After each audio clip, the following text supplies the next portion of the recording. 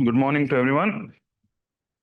So today we'll start with the economic survey and we'll mix budget also in this. So what we'll focus on is we'll try to keep it prelim centric as much as possible, but certain concepts we will discuss as to the patterns and trends. Why economic survey and budget matters in your prelims is mainly you have to observe the patterns. It's not just data. What new scheme has been released as such. What is exactly happening in the economy? And in fact, of late, you will find that questions are coming from global economy. It's not just from the Indian economy. What kind of global economy is there and how it is having an impact on India. Especially in the last 3-4 years, you would have found questions which was speaking about, you can say US trade bonds, US currency, how it has an impact on India. So you can find that with increasing globalization, questions are getting concentrated. India is not an isolated economy anymore. India is a globally integrated economy. So considering those factors, first let us try to understand what is exactly happening. This time your economic survey, a very lengthy document, right? 700 pages odd. And even your budget, though on the outset it looks like there are not much reforms, but there are a lot of initiatives that have been taken, right? Reforms are not there, new projects are there. A lot of new projects have been initiated. So as we go about, we'll start discussing about them. When you let us begin with the international economy.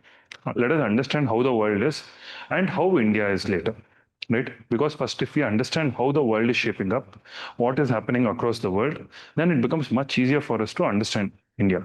So what economic survey is doing is how they are measuring is they're taking two factors into consideration: growth and inflation, right? They're taking growth and inflation as the measure through which they're trying to understand the strength of an economy, right? So basically, they're considering the GDP growth. So, when you look at this world map, which was presented actually by the chief economic advisor in his session, he's given a 1 hour session on the economic survey when he presented. And he put some insights. What was the like what insights they took from the world economy, what all changes they observed. On a very brief note, he has done it. It's a good video to watch. But anyway, we'll be covering most of it over here.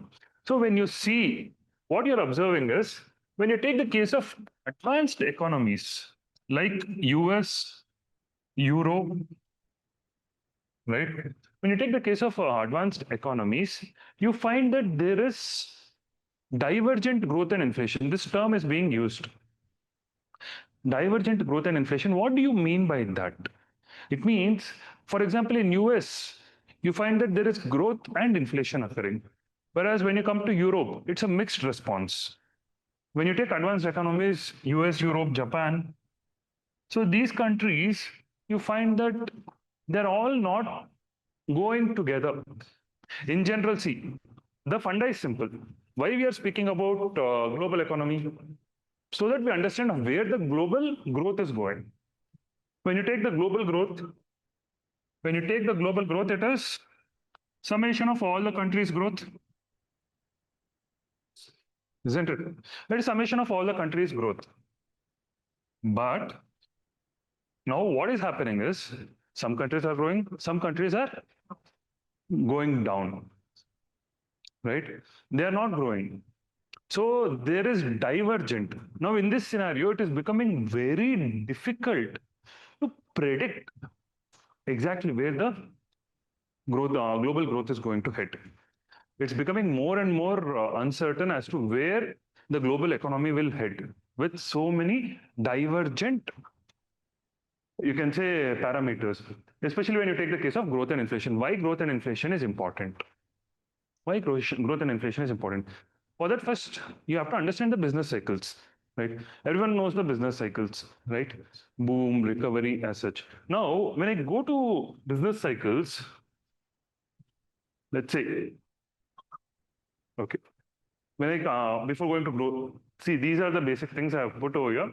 You find that US now. Before going to recovery, let me first speak about US economy because this is very much important. Only once we understand this, we will be able to even understand what is happening in the world, because US has a $38 trillion economy, right? So it's the one of the largest economies in the world, and definitely it has a greater push. Now, what is happening in US? You find that during COVID, they went for quantitative easing, or you can say low interest rates. Why? Because during COVID, most of the countries slipped into recession, right? So soft interest rates,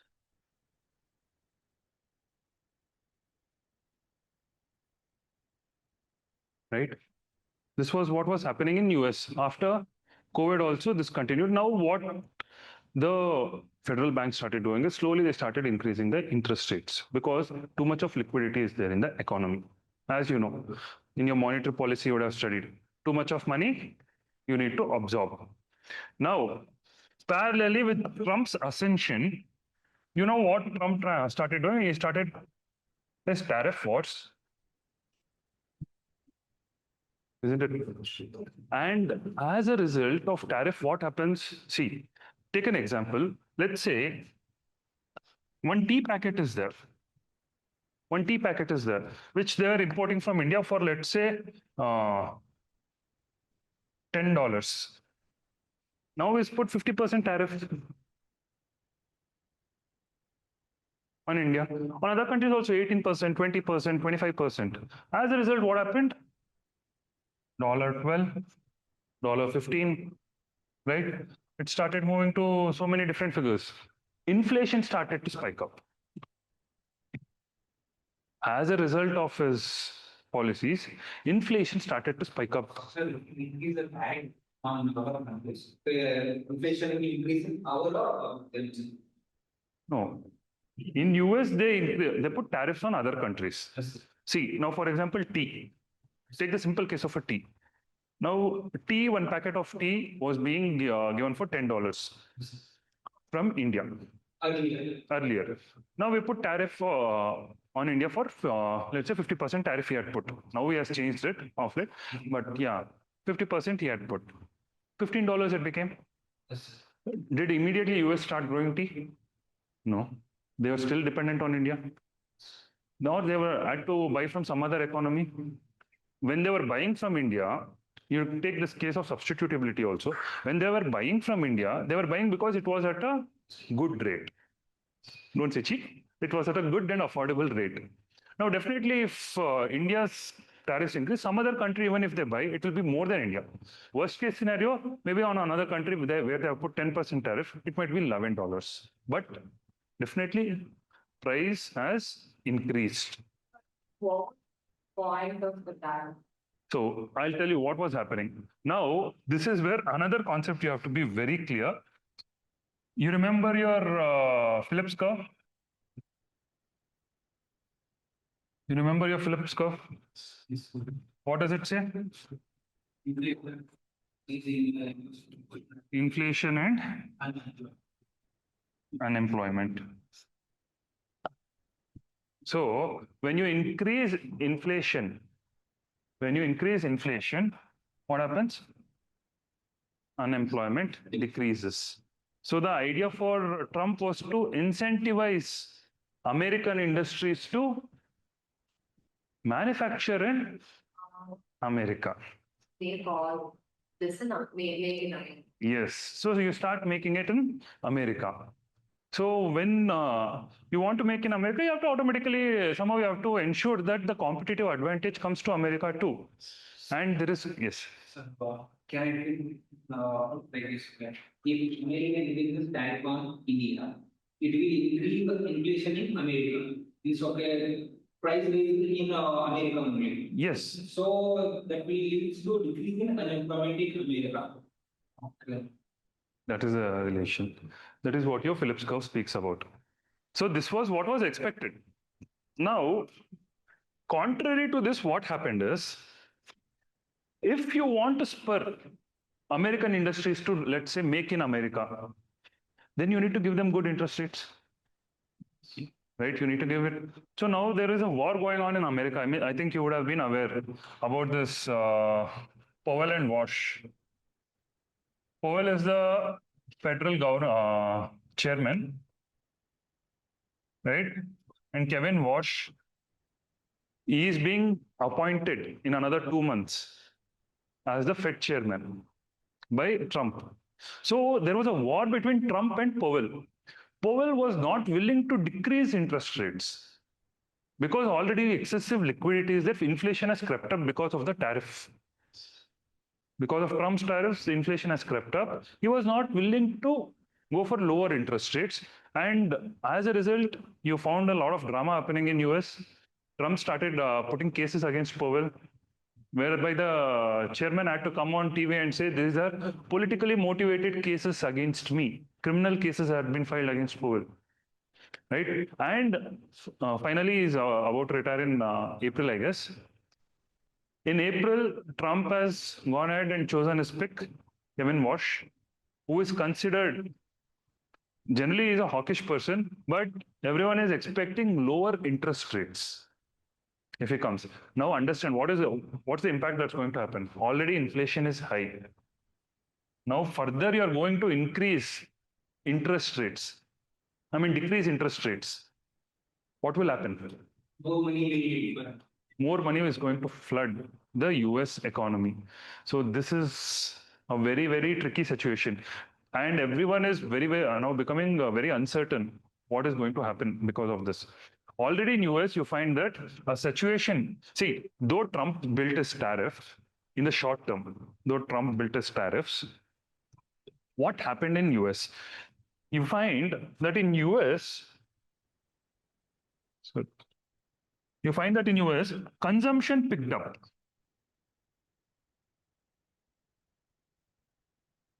Consumption picked up. So, why consumption picked up? interest more money because they can if they people spend the money is more than No. They have not yet decreased interest rates. They're not decreasing. That is why.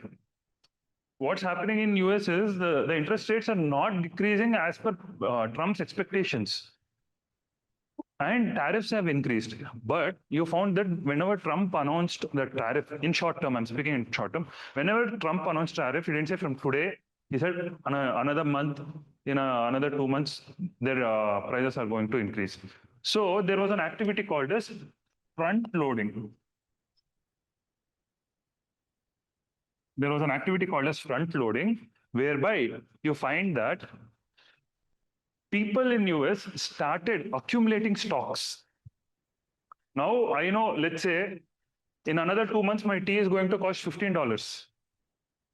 Let me hoard, let's say, 100 packets or 200 packets of tea bags. it is because of increasing tariff or increasing of inflation. Increasing tariff led to increase in inflation. See, tariff is going to result in increasing inflation. In that brief periods, because Trump didn't come in one shot and tell on one country. Every other day is telling on one country, right? Stranger tariffs of Trump.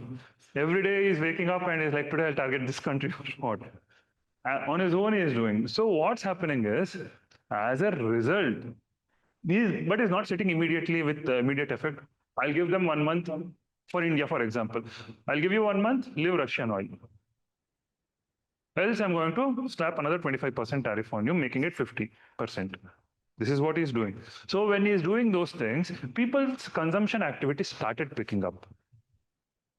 Right? As a result, you find that there was more consumption-led activity in US, firstly. Secondly, because of AI boom,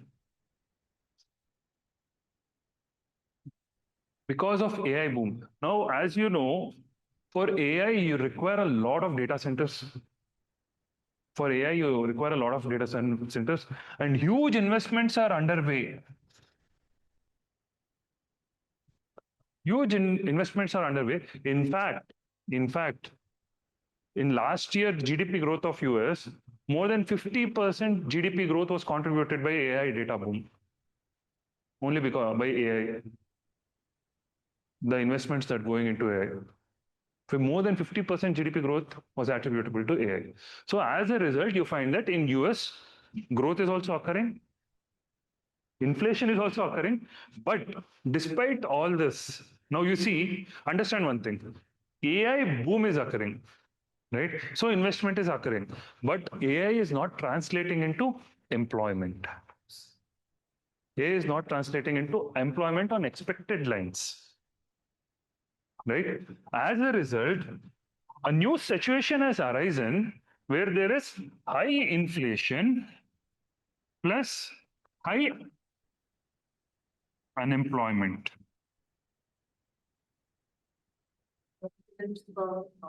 Phillips curve is not working. As a result of this, you find that there is high inflation and high unemployment. What do you call this situation as? Yes, precisely. US is moving towards stagflation. They're already calling it as stagflation light. They're already calling it as stagflation light. It's moving towards stagflation. Now, with Kevin Walsh coming into, maybe Trump will successfully push US into stagflation. Where there is high inflation, there is high unemployment, that becomes very difficult to live with. Understandable? Yes. So what's happening in US is very clear, right? Now, parallelly, when you see the other world economies, in China, if you take the case of China, China is facing deflationary pressures. When you take the case of China, China is facing deflation.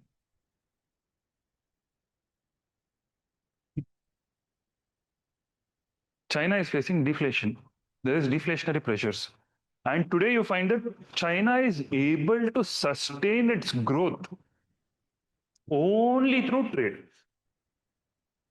Even this year, China had $1 trillion surplus.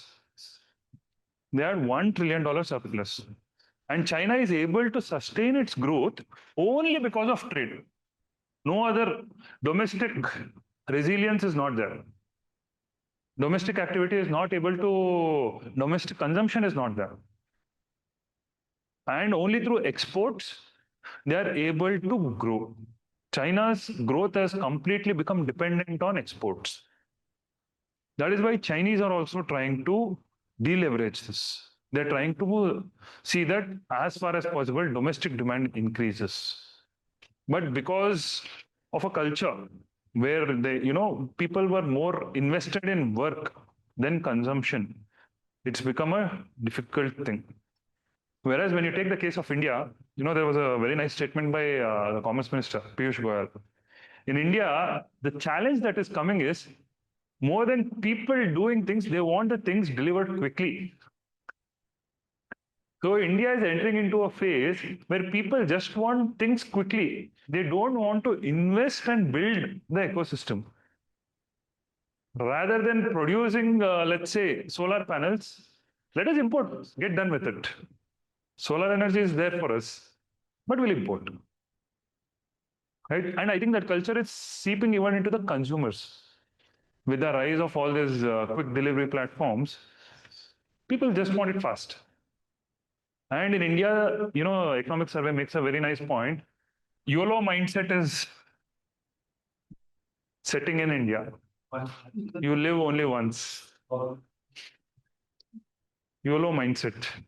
This was even made by our chief economic advisor when he was giving, he said, India is facing, especially the urban areas, after COVID, YOLO mindset has occurred.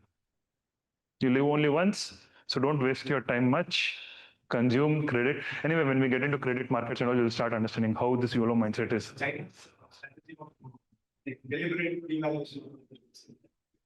Yes, that is helping them trade. Exports, trade competitiveness, they're trying to keep it. Inflation, value of growth is decreasing. Okay. Now I'll tell you, okay, let's understand inflation and growth cycles. let's say you have your, see, this is your growth, this is your inflation, you consider. So basically, these are your business cycles, inflation and growth. This is how it is interlinked. So in general, we always find that this phase, expansion and recovery phase, these are the two good phases for an economy, sustainable phases. Even when you hit boom, the challenge that comes is the economy gets overheated. Economy gets overheated. Means too much of inflation. Too much of inflation. See, in today's parlance, if you take in today's world, in the case of advanced economies, you find that inflation above 2% is very high. In the case of advanced economies, in the case of emerging market economies, it is somewhere around 4% to 6%. Here it is 2% to 3%. Right? Even our inflation targeting, you would have found that 4 plus or minus 2. That is what we are trying to say, right? So emerging market economies are India, Brazil, China. All these are emerging market economies. Now for them, 4 to 6% is ideal. So what you can consider as expansion and recovery phase is somewhere linked to 4 to 6% inflation. Boom is above 6%. No. And then you enter into recession, that's a deflationary pressure, which China is facing. Which China is facing around 2%. So inflation, so decreasing. Increasing inflation. See, once too many prices go up, inflation exceeds, demand falls, then again money starts falling, value of money, it goes into a deflationary process. It is negative growth. Negative inflation. Okay. Negative inflation leading to negative growth. Yes. Right? And then when you go into depression, where it's completely deflated. I have one answer. You were saying that okay, China is going $1 trillion. Even though that much of export is going under deflation. How it is? Domestic economy. In domestic, see, I'm not speaking about China's external part. Within China, there is deflation. There is no much, you can say, demand. Domestic demand is not there. See, inflation occurs when there is domestic demand. It's both inflation from the outside and the effect from outside and inside also. There is effect from outside and inside, but within China, you find that because China has a large level of self-reliance, China has a large level of self-reliance. Domestic consumption is stagnating. So there's a recession and growth simultaneously. It is, it's not gone into complete recession, nearing a recession. Deflationary pressures are there. Deflation plus growth. Growth is happening only through trade. They can find that growth coming only through trade by exporting more and more. They are able to find growth. Within the economy, there is no consumption. Less consumption, I would say. Limited consumption. So these are, if you look at this map, if you want me to place countries also, I would say India is falling somewhere over here. Right? US is also falling somewhere over here. China is falling somewhere over here. Right? And in Japan also, you find that inflation is increasing a lot. In Japan also, it's coming somewhere into a boom phase. And other countries, they are following somewhere over here, down. Europe's GIF, Germany, Italy, France, GIF countries. Spain is doing good. Spain is also over here. Because of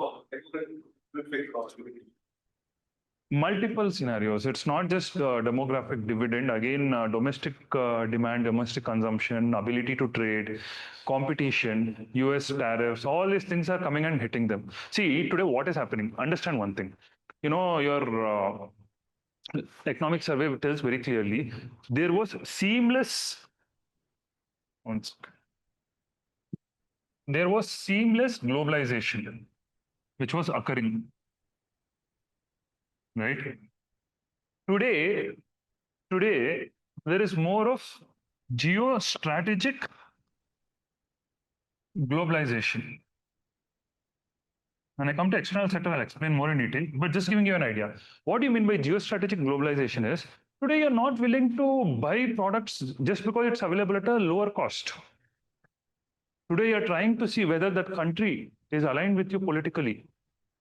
See, for example, I'll tell you, today US has started realizing its dependence on China. For example, rare earth magnets. Right? Rare earth magnets are there. Now they were dependent. I think almost all the complete world was dependent on them for making trains, all these things. You need those magnets. And China was delivering more than 90% of the global rare earth magnets. When US slapped tariff was immediately on China, you would have seen they slapped 200%. But within a week, they had to retract because China immediately put a hold on this. So now what is happening is all the countries are becoming aware how dependent from whom they are purchasing. Are they aligned geo-strategically, geopolitically? So globalization is recalibrating. Today, no longer they are looking at, okay, this is it's coming from this country, so, or let me say, I'm getting this at a very less rate, I'll buy it from this country. No, they're seeing whether if I buy it from this country, can I depend on this country for long term? Or will it choke? Or will it choke me later? Right? Because today you find that increasingly that dependence is being exploited by many countries. Same way, now what they did with rare earth magnets, US did the same thing to China for semiconductor chips, advanced semiconductor chips, which were being manufactured by NVIDIA, they were not allowed to be exported to China. Even today, they're not allowing. And today you find that advanced technologies are being prohibited from being shared to other countries. Even advanced technologies, they're not allowing to be shared. And as a result, only their partners who are good with them, only for those countries are willing to share these technologies. So this is the new calibration that is happening. There is no longer that seamless globalization, efficiency-driven globalization. It's no longer there. Today, it is more of geostrategic globalization. How much I can count on you, right? Political ideologies are getting aligned.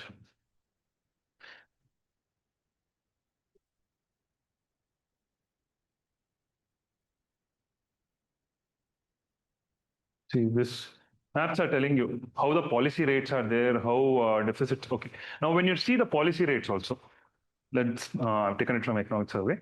When you see the policy rates, you find that over a period of time, right, in emerging economies, it is somewhere in that ratio. See, for India, again, it's around 5.25%. China, you find it is going less, it's around 3%. Very soft interest rates in China. Whereas in advanced economies, you see Europe, Japan, it's on the lower side, US, UK, they are doing better. Policy rates means increasing inflation. That's why you tend to increase policy rates, higher policy rates. Right? So this is just showing that divergence. 3.65. We have 5.25.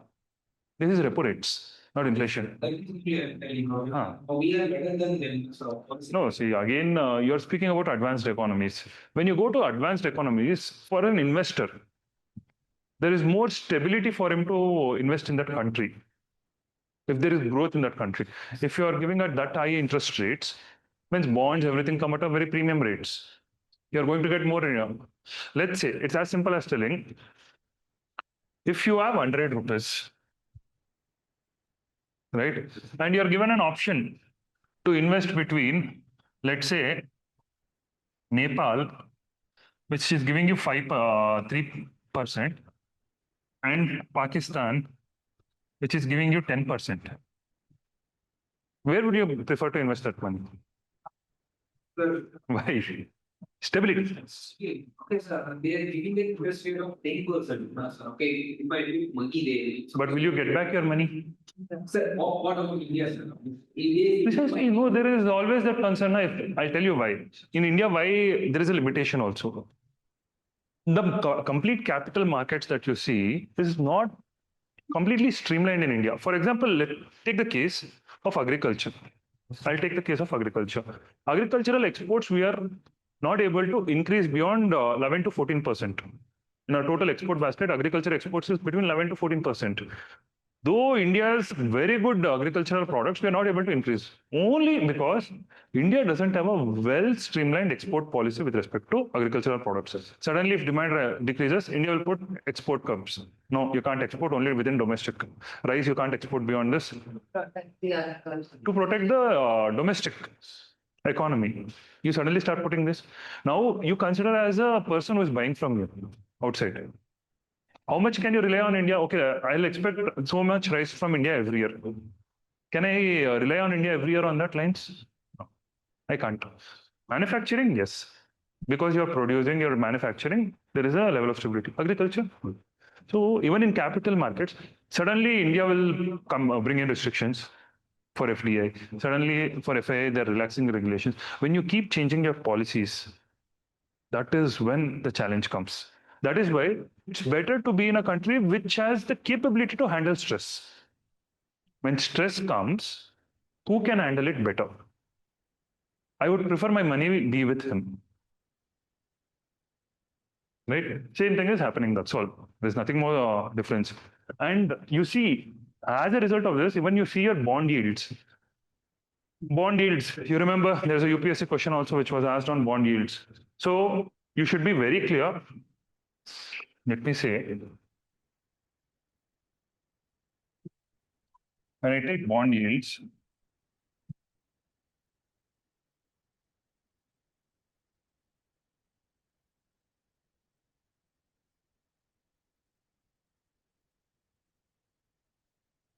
interest rates, if I take this, right? When I say bond yields has increased, what do you mean by that? What has happened to bond prices? As it since respect to the initial prices, it has. Inversely proportional means bond prices have decreased. Before it was more, but the yield has Reduced. It means that interest rates are. Be very careful. What is a bond yield? Basically, yield is the gap on which you make a profit.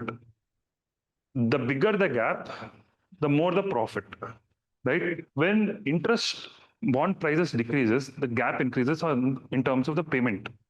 Now they would have promised, let's say, buy it at 100 rupees, I'll give you 150 rupees. If bond prices falls to 80, then you're getting 70 rupees more. And bond price falls. And when will bond price fall? When interest rates increase. Right? and bond price. Okay, inversely, bond price is inversely proportional to interest. See, I'll tell you one thing. Don't try to remember it in terms of formula. Understand. Understand. Yes. Okay, give me an examples from that. Yeah, precisely. See, you have your bond yields. Bond yields is basically the difference between if I have 100 rupees, how much is my yield? 50 rupees. 50 rupees is your yield. Right? This is your bond yield. Now, suppose this is your bond price. Right? Now, suppose interest rates are increased. Interest rates increase.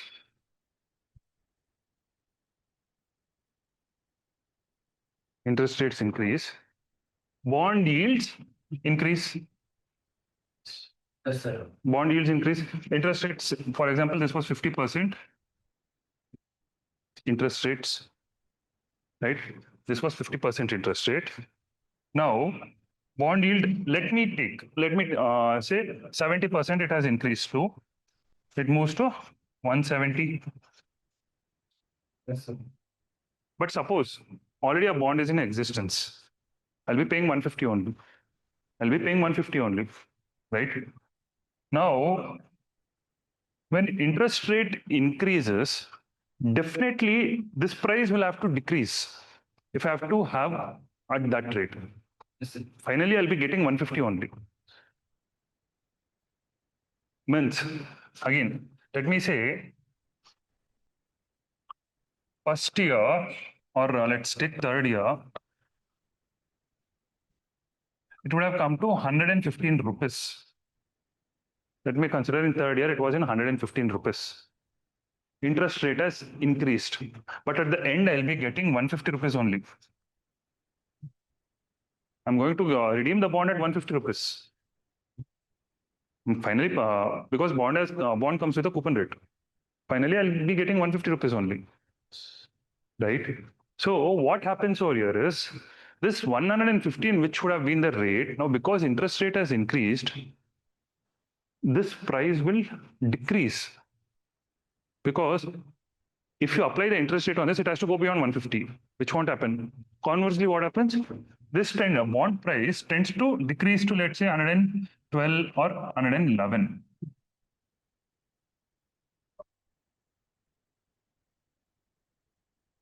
Understanding?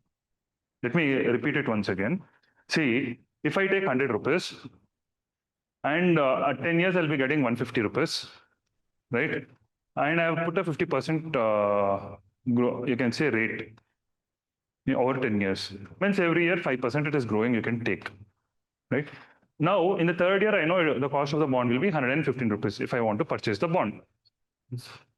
Right? Third year, it will be 115 rupees. 5% every year means 555 rupees, 115. But because interest rates have increased, when interest rate increases, I should get more interest.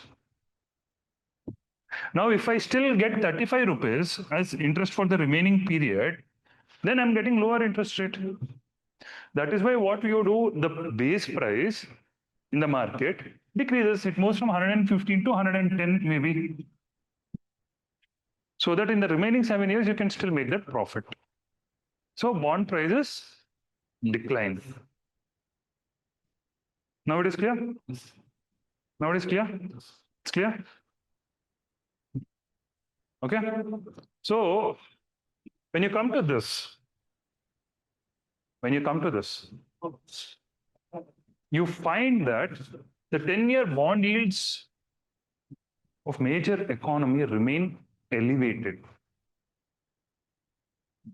You find that there is more bond yields, 10-year bond yields of major economies. See, for example, US, UK yields are higher, right? You take the case of China, yields are going down. Why bond yields are important? Investors. Investors tend to invest only if they're going to get returns. Bond yields means basically your profit. If you are going to get profit, investors are going to come and invest. Now, when there are no profits, why will they invest? So you see what is happening. Confidence in China is also decreasing in terms of investment within China. FDI within China, anything as such, if they are going to do, it's decreasing. Whereas to US and UK, it is increasing. Bond yields are still higher. One part. Second part, which you have to observe is primary deficit. What is primary deficit? Fiscal deficit minus. What do you mean by this? The previous year bonds. Why do you measure primary deficit? Because it shows that because it's not counting previous. So it shows the current years, how much borrowings you're going to take, how much debt you're going to be taking up. And what your economic survey is telling is when you take the case of primary deficits, you find that in the case of India, it has been declining. This it's showing over a period of years from 2021 to 25, 21, 23, 25. For India, primary deficit is increasing, means India's debt burden. See, generally during COVID, there was huge debt burden. That was where you can see that middle green bar, which you are seeing now, COVID. Right? Over COVID, what has happened? Everyone went for higher borrowings. As a result, the economy, faced a lot of shocks because of this. Now, over a period of time, you find that India is consolidating. India's requirement of debt is decreasing. Newly taking up debt, India's new debt take up is decreasing over a period of time. Yeah, India's primary deficit is decreasing. In last 4 years, so from 2020 to 2025. Yes. So why is it for Germany in 2020, like 50 to 90? What do you when what happens when primary deficit is positive? Interest payments are Which is more borrowings. More borrowings, precisely. You are having very high borrowings. What happens if your primary deficit is negative? That's less. You are having surplus. Surplus amount. You don't even borrow anything. You are having more surplus. That's what was Germany. See, you can see the countries how they're moving, where they're moving. So that This was Germany. no, that 2019 that the bar is This one, after the US. The interest rate is more. Italy. Italy. Italy, okay. Italy is now in a positive space. Okay, but it is in positive. Positive space. So many that can be increased. Yes, only Italy is in a positive space. No, now also. No, also, sir. Now also it's in a positive space, Italy. Whereas when you see China, you see what's happening in China. This is going longer and longer. China's debt to GDP is off the charts. India's debt to GDP, you are telling we should keep it within 60%, right? And right now we are somewhere in 80 to 84%. India's debt to GDP. China's debt to GDP is somewhere around 250 to 280%. China is also under unsustainable debt. They give that for like Maldives and all, they very detailed. They're giving debt to others, they're giving debt to themselves also. And see, in China, the idea that why the, I was just watching this episode on Shark Tank. One person put it very nicely when they were speaking about China. You go to China, you go to the people, they are the best sellers you can find. They will negotiate a deal at whatever price you want. They will negotiate a deal. You want this at this rates, done. They have the items that have the money. They have the items, they have the potential, they have the government backing. Government is giving them loans. Government is able to trying to push Subsidy. subsidies in terms of these things. Government incentives are there, which is why you find that China is able to export a lot of their products at very cost-effective rates because the government is supporting them, backing them. It's not possible in India. In India, but we are moving towards that. I'll come to that. When I come to credit growth, you'll understand how India's credit growth is happening. So that Italy has no interest payments. Right now, payments are there, but there is surplus. They have That means they are not in. Yeah, they're not in much of a debt. Earlier debts will be there. It's primary deficit, right? Yes. Right. Now that you have understood policy rates, what's happening in the world, you have understood why yields, US is in a good place. So definitely tendency to invest in US is more, in UK is more, because your yields are higher. Inflation is there, growth is happening. The US is turning into a good destination. And in the global uncertainty world, advanced economy marching ahead gives more positive response, right? So definitely many people will think 3% in US or 5% in India. Many a times they tend to move towards US. But things are changing in India too. Things are changing in India too. And see, basically this is what I've made this diagram, which is telling you what is happening. Investors search for higher yields. Basic funda is this. So where they have high yields, where there is hawkish central policy, higher inflation rates, higher interest rates, they tend to move towards that high yields. Lower interest rates, they tend to not go to those countries because low yields, right? So with respect to this, now you understand what will happen in US. That's what I'm trying to say. Next 2-3 months, if after wash comes and if he goes for a see what now the complication that is occurring is this person whom they are appointing, Kevin Wash, is supposed to be a hawkish person. Hawkish means again more interest rates. But Trump is pushing for extremely low interest rates. More liquidity in the market. He wants more money so that companies can use and start making, or new companies can come up. Trump is pushing for lower interest rates. And since Wash is a person whom they know well, they're expecting Wash will do that. They're expecting Wash to go for that. Hawkish stance. That's what they're trying to see. What will happen, we have to see.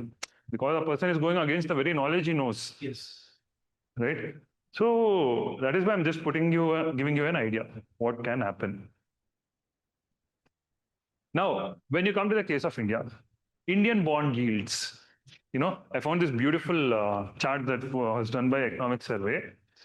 This is the spread between Indian bond yields and US bond yields. Spread means difference. What was the difference? Right? Now, what you are finding is Indian bond yields and US bond yields, the spread is decreasing. Because India is also going for lower interest rates. India is going for lower interest rates. In fact, you find that RBI, which was in this accommodative stance for a longer period of time, RBI was in this accommodative stance, it has moved to neutral. If you have been watching the news, even yesterday, RBI continued with its neutral stance. So accommodative stance, what do you mean by accommodative stance? Based on this equation, will be So accommodative stance is even going forward, you can expect lower interest rates from RBI when they were in accommodative stance.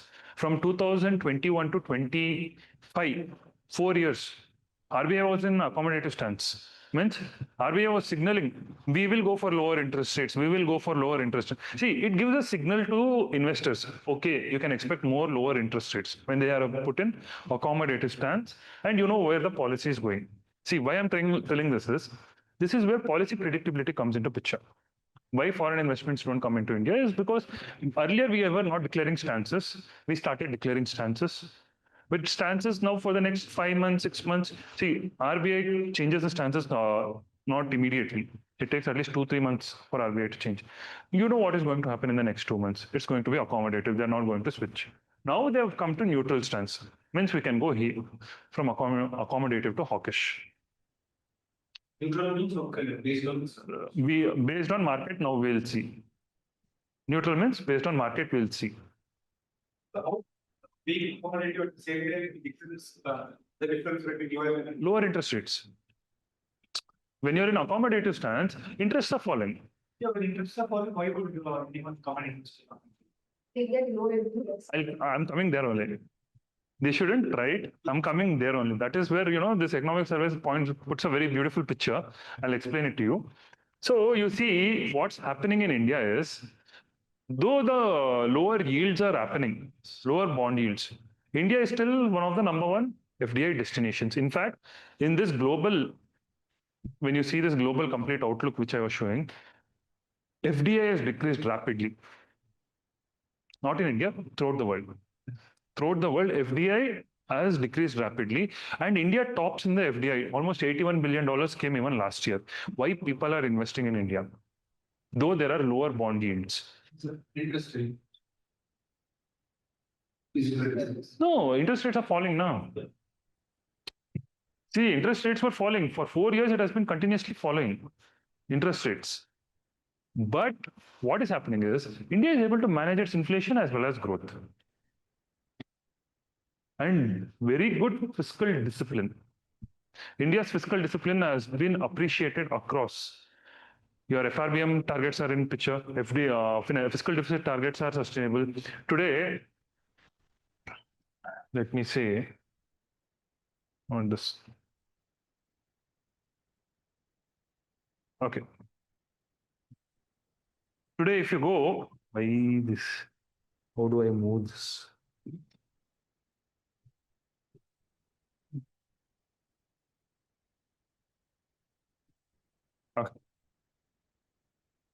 Somehow I could move this to that side. Huh? No, the thing will be. Thing.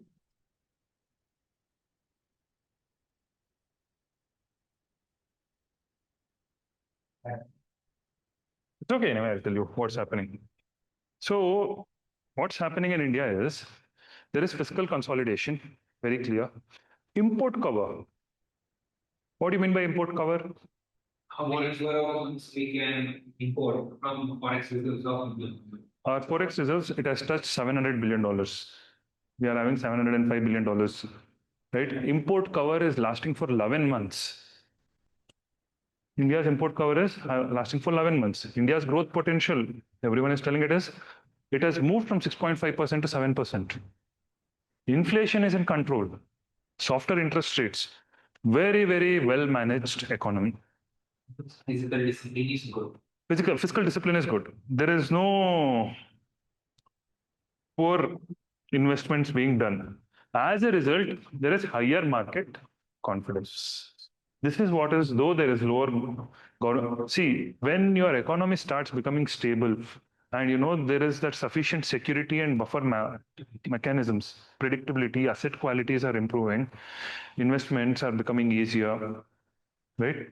Then people tend to invest. That's why you are having lower government bond yields, but still more investment is coming up. So understand this. What is the scenario?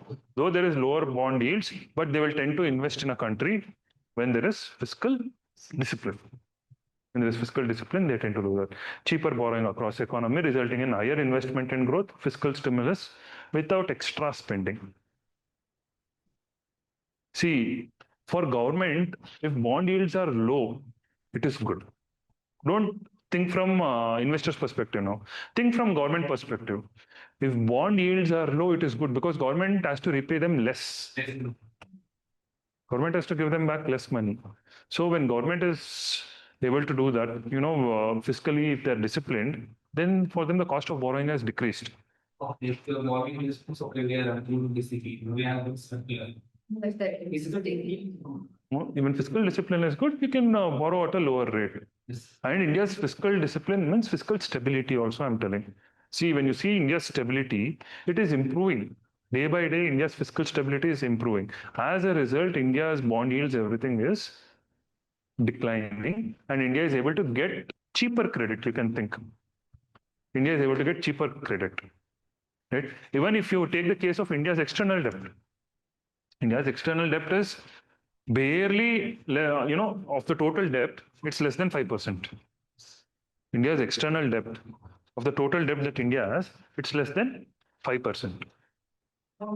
Right? Barely, I think, around 18% of our GDP. And another thing that they have mentioned in the economic surveys, our buffer reserves, our forex reserves, covers 95% of India's debt too. External debt covers 95% of India's external debt. Means approximately you can consider India's debt to be somewhere around 750 billion external debt. Right? So this is painting a very good picture for India. So, but like often we read news that India is being taken out of the country. I'll come there. We'll discuss external sector. We'll discuss. No, these are bond yields. I'll come there. See, with shocks and see, again, I am telling you, there'll be many places where investors might find that since US suddenly you find that if they had gone for a hawkish stance, immediately more bond, people would have invested in US. There might be flight of capital, but over a time it is stabilizing for India. Capital is going out. See, and that is where more investor confidence is coming. If you had found last 1.5 years, many a times capital flew out of India. And the ease with which it flew, that is where investors' confidence is also improving. Without any restrictions, India allowed them to take the money away. There's no lock-ins. Yes, there was no lock-ins. India, they were able to easily take the money from India and go out. If I started putting restrictions, no, you can't take the capital, you can't take the money, that is when you'll find that investors prefer to invest in a country. All this Asian financial crisis and all happened, right? It was mainly for this. but they were not able to sustain when the money was pulled out of the economy and they crashed. But in India, though they pulled the money out of India, India didn't crash. It was able to stabilize. I'll explain how it was able to stabilize also in upcoming slides. So, see, this was the question which was asked, right? Regarding bond yields, Indian government bond yields are influenced by which of the following? Action of the US. Now it is very clear. Action of RBI. Yes. Inflation and short-term interest rates. All of them. Now, economic survey says this is where India stands as the, you can say, sweet spot in the global economy. It is not just because India is growing. See, what's happening is many people are thinking only because India's growth is 6.5 to 7%. That is why other countries are coming and investing in India. No, that is not the reason. There is also fiscal discipline. There are so many other reforms which have taken place. The way asset qualities have improved. That Indian economy is looking very, very stable. India is adopting measures like advanced economies. India is adopting a lot of measures like advanced economies. As a result, India is becoming more stable. Just because someone gives higher interest rate, I mean, there is a growth, they won't come if there is no parallel backing, right? Now, this is where our economic services, in this era, now we are going for economic statecraft. Today, we are moving towards economic statecraft, which prioritizes strategic security over economic efficiency, which I have been telling you from first. We are looking at partners on whom we can depend and where our strategic sectors are secure, our safety is there, national security is not jeopardized. Those trade partners are whom we are looking at rather than economic efficiency. Just because in Bangladesh things are cheaper, it doesn't mean we'll go and buy it from Bangladesh now. Right? Labor is cheap. I'll put investment in Bangladesh. No. India is not allowing for that. Now they're calibrating all the investments. That is why they have used the word economic statecraft, which is nothing but elaborate use of economic means to achieve national security ends. Now, other restrictions that we are observing, as I have already told you, restrictions on semiconductors, AI, I already spoke about this. US is not allowing certain advanced semiconductor chips to be exported to China as well as other countries. They want to retain that. So China is in the pursuit of designing those chips, but US, again, they're also investing more and more today. Critical minerals, licensing on rare earths, this is another China's export licensing. You do find what all is happening. For example, last month, you would have seen the dance of silver.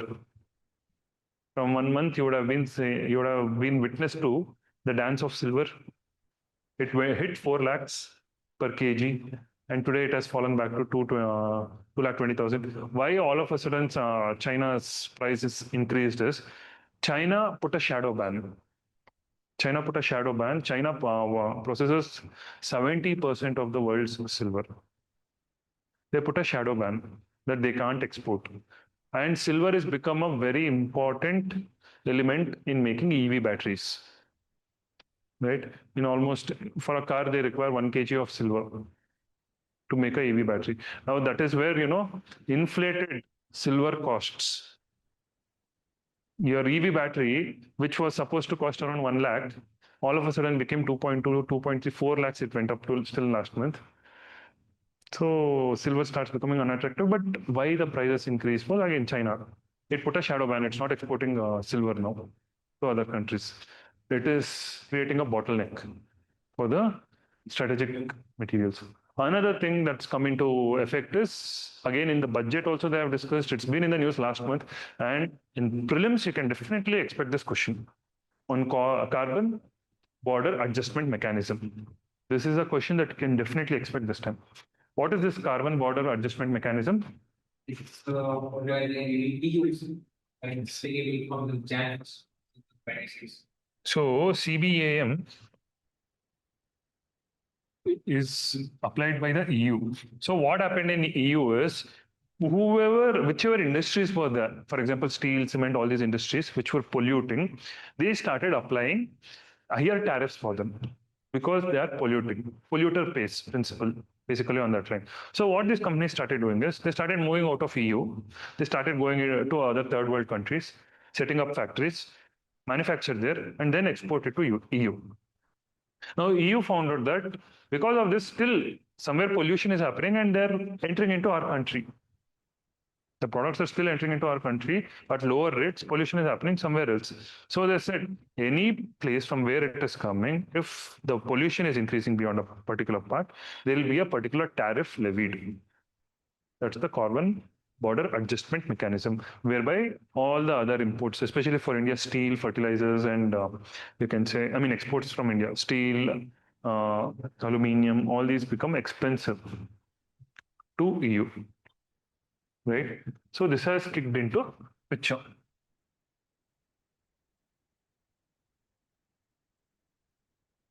Right? So now what is India's stance? What is India trying to do this year? Or you can say, what is India trying to do when they are integrated in the global economy? There is a concept called as strategic indispensability. Means India wants to enter into those value chains, like how China has entered. China with respect to semiconductors, China with respect to rare earths, right? China with respect to APIs, pharmaceutical ingredients.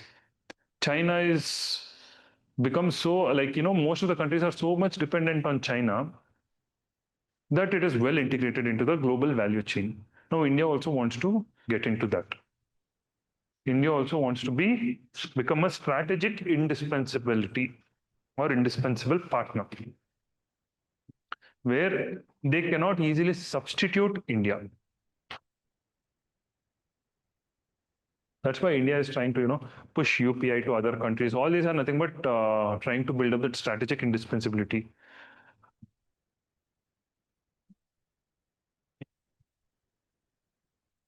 Yeah, these are the words that are being used.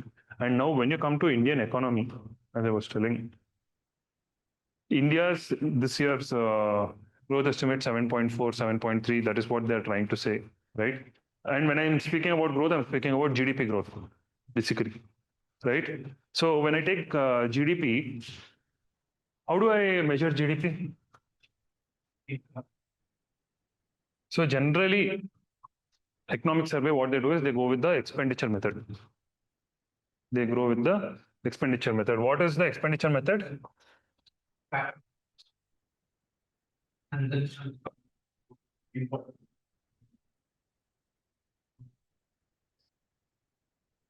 This is your formula, GDP formula. This is consumption. This is investment. This is government expenditure. Export, import. Keep this formula in your mind.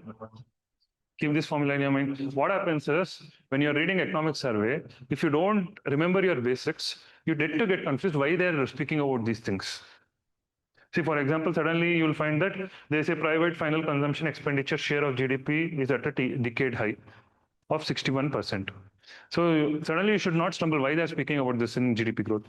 They're speaking about consumption.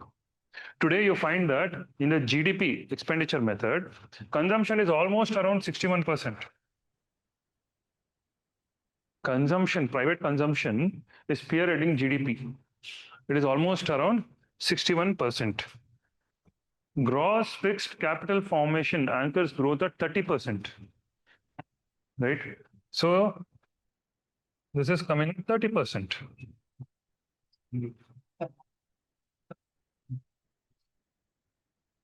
With public capital expenditure crowding in private investment. In fact, I'll come to the twin balance sheet problem is no longer there.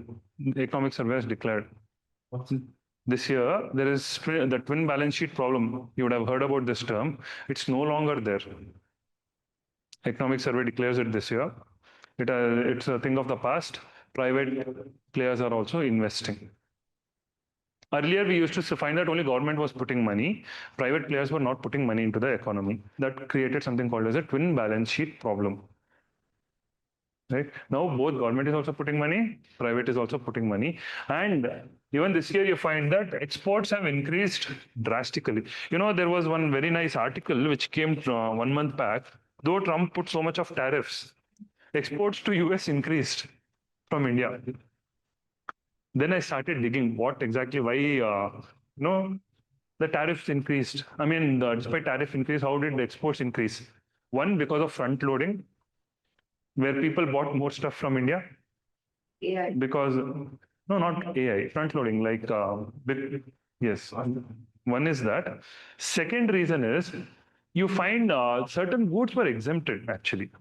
Pharmaceuticals, electronic goods, spices, food products, almost 240 goods were exempted from the 50% tariff.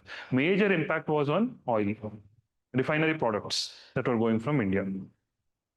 Other goods were exempted. That's why India's exports to US increased despite tariffs. And everyone got shocked. Even US got shocked. How is this happening?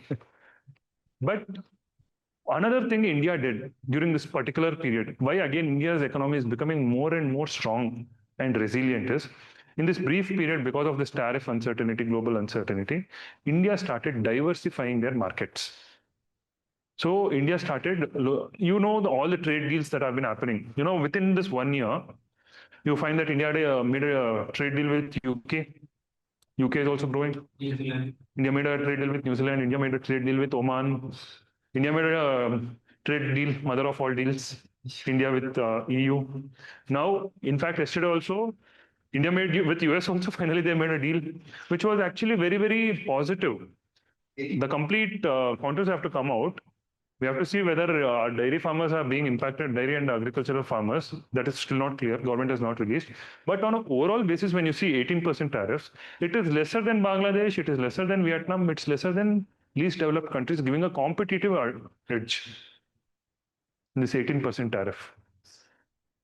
Anyways, and even India currently, yesterday also it was in news, is making a trade deal with Gulf Cooperation Council. It's almost finalized. Yesterday also so you find that because of Trump, a lot of trade deals went through, which were stuck for almost 15, 20 years. Even with Canada, Canada has also come down. There's a trade deal going on. Trade deal talks are going on with Canada, right? So, and even macro stability, inflation has moderated, as you know. Headline inflation is somewhere around 2% to 3%. And fiscal deficit target is also on track, FRBM targets. You find that import cover is there for 11 months. Forex reserves is at 700 billion. Economically, India is strong today. And can you tell me why fiscal expenditure, or you can say it hit a all-time high? Let me come to the next slide. So these were the growth estimates, how India has been increasing, 7.1. Anyway, let me come to this charts.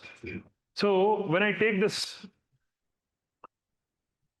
private consumption expenditure in GDP, you find that it has been constantly increasing from 2012.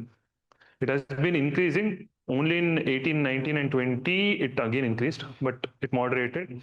See, one thing is there, any question comes, there is nothing called as a steady increase in Indian economy. Right? If you see the word in prelims steadily increased, do not fall for it. It's a bait. Somewhere some dip will happen. Some year some dip would have happened. So be very careful. So you find that it has hit an all-time high. Why it has increased last year? This year it was very high. Private expenditure, consumption expenditure. Mainly because of a major reform with respect to GST. They moved the slabs from 28 to 18% and 18 to 5%. That created, yes, GST 2.0. It created a huge impact. It has created a huge impact. There is surplus liquidity in the market because of that. More savings, more money, more expenditure. But the savings. Savings, again, it's dependent on people. I'll come there. Why savings is also decreasing in India, I'll come there. Right? This was one of the major things. Increasing the taxes on India. That's right. PSC, 28 to 80%. Yes, that created a huge impact. But again, over there is one impact, another one measured impact, which you show, which again the economic survey, rather I think in the newspapers it was coming about, which you should observe. Though decreasing it from 28 to 18%, 18 to 5% was good. It has spurred expenditure. You find that the states have been on the receiving end. States have been on the receiving end because they immediately lost revenue. States, see, for example, 28 to 18%, they have moved tractors. They have moved from 28 to 18%. Tractors were being bought a large number, and this year there was a good tractor demand. Now, 28 to 18, 10% is gone, 5% loss in GST for state. Do the past year stocks? No, past year stocks also it's fine. See, what's happening is 28% GST was there. Means 14% will go to state, 14% will go to center. Now we have moved it to 18%. 28 to 18% you have moved it. Now what's happening is for 18%, 9% will go to states and 9% to center. Earlier they were getting 14%, now they're getting 9%. 5% gone. Here 5% gone for central. 5% gone for central, but central is able to raise money. And see, even center, to be truthful, center also felt the impact. That is why they immediately what they did? Manrega became Jiramji. In Jiramji, what they did? They shifted the expenditure on states. Earlier, it was 100% central government funded. Earlier, it was 100% central government funded. Today, State races on. they have put a 60-40 ratio. 40% state has to pay. Center, because even they have to find funds. So they immediately offloaded it on the state. So center is, you can observe that center is trying to reduce its expenditure now. They're trying to push either expenditure on the states or spur investment. Understood what's happening with private consumption expenditure? Now, when you come to gross fixed capital formation, again, over here also you find that it was at its highest in 2012. Gross fixed capital formation. Investment. Capital formation is investment. It was at its highest. Right? Then slowly it fell. Then again it is rising. Because of the twin balance sheet problem, which I was speaking, right? Private investments were not coming.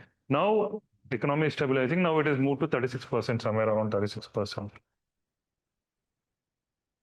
And when you take the case of exports also, you can see, again, it was very high before this thing, 2012, in terms of GDP, share in GDP growth. Right? Volume-wise, it has grown as a part of GDP. See, when I take that formula, C plus G plus I plus X minus M, you find that this has taken the highest growth. And the GDP growth is being spearheaded mostly by this. Others are also growing. This is also stabilizing. This is also stabilizing, but this is driving it a lot. Consumption expenditure has increased a lot, especially after COVID in India. People are consuming a lot after COVID. The slight dip in 2026 savings, the capital formation, gross. Again, it is just, yes. Government expenditure, as I told you, it's decreasing. They're trying to reduce their expenditure, else debt will increase. If they have to bring money, they have to spend, they have to make money also. If there is no money, then they have to take debt. That is why, rather than that, we'll decrease expenditure, we'll drive more private investment. No, in Karnataka also, that's what I heard. That there is a dip in revenue and all the officers are being pushed to collect more and more GST as far as possible in this last quarter. Right? More fines, sir. Huh? More and more fines. More fines, somehow get the revenue. Yes. Anyways. Now, another important thing that is happening in this year is you find that the basis they are getting debased. They are calling it as the debasing is happening for many of the series. You would have studied that GDP growth, for example, you are measuring with respect to 2011 and 12. That's how you are measuring GDP growth. This year's growth with respect to 2011 and 12. From now, in the next month, they are going to release this from 2022 to 23. I think this month only, this month last week. We need to go by 20. No, yeah. No, in February only they're releasing. That's why, in fact, your budget estimates, right? I thought of putting budget estimates over here, but I didn't include because once this February 26th or 27th, they're going to release the new series. Everything is going to change. But the budget was with respect to 2011 and 12 is given. So that will also change. Yeah, the numbers will change. Yes, 2022, 23 with respect to that. Projections, everything will change. In fact, 3 days, 4 days back, there was a even Hindu editorial where they were speaking about this upcoming changes and not to give too much weightage to the numbers in budget because after February 26th, there's going to be changes.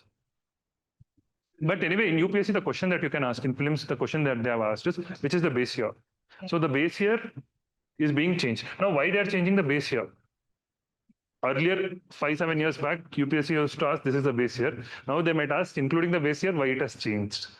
Why is the government trying to change? To show the projected growth. So what is happening is there is more new goods and services which has entered into the market. The basket has grown, right? First. So they have incorporated all those products and they have set a new base for this, right? Even your IIP, Index of Industrial Production, it is also getting a new basket. More items are going to get added. And base year is going to change from 2011-12 to 2022-23.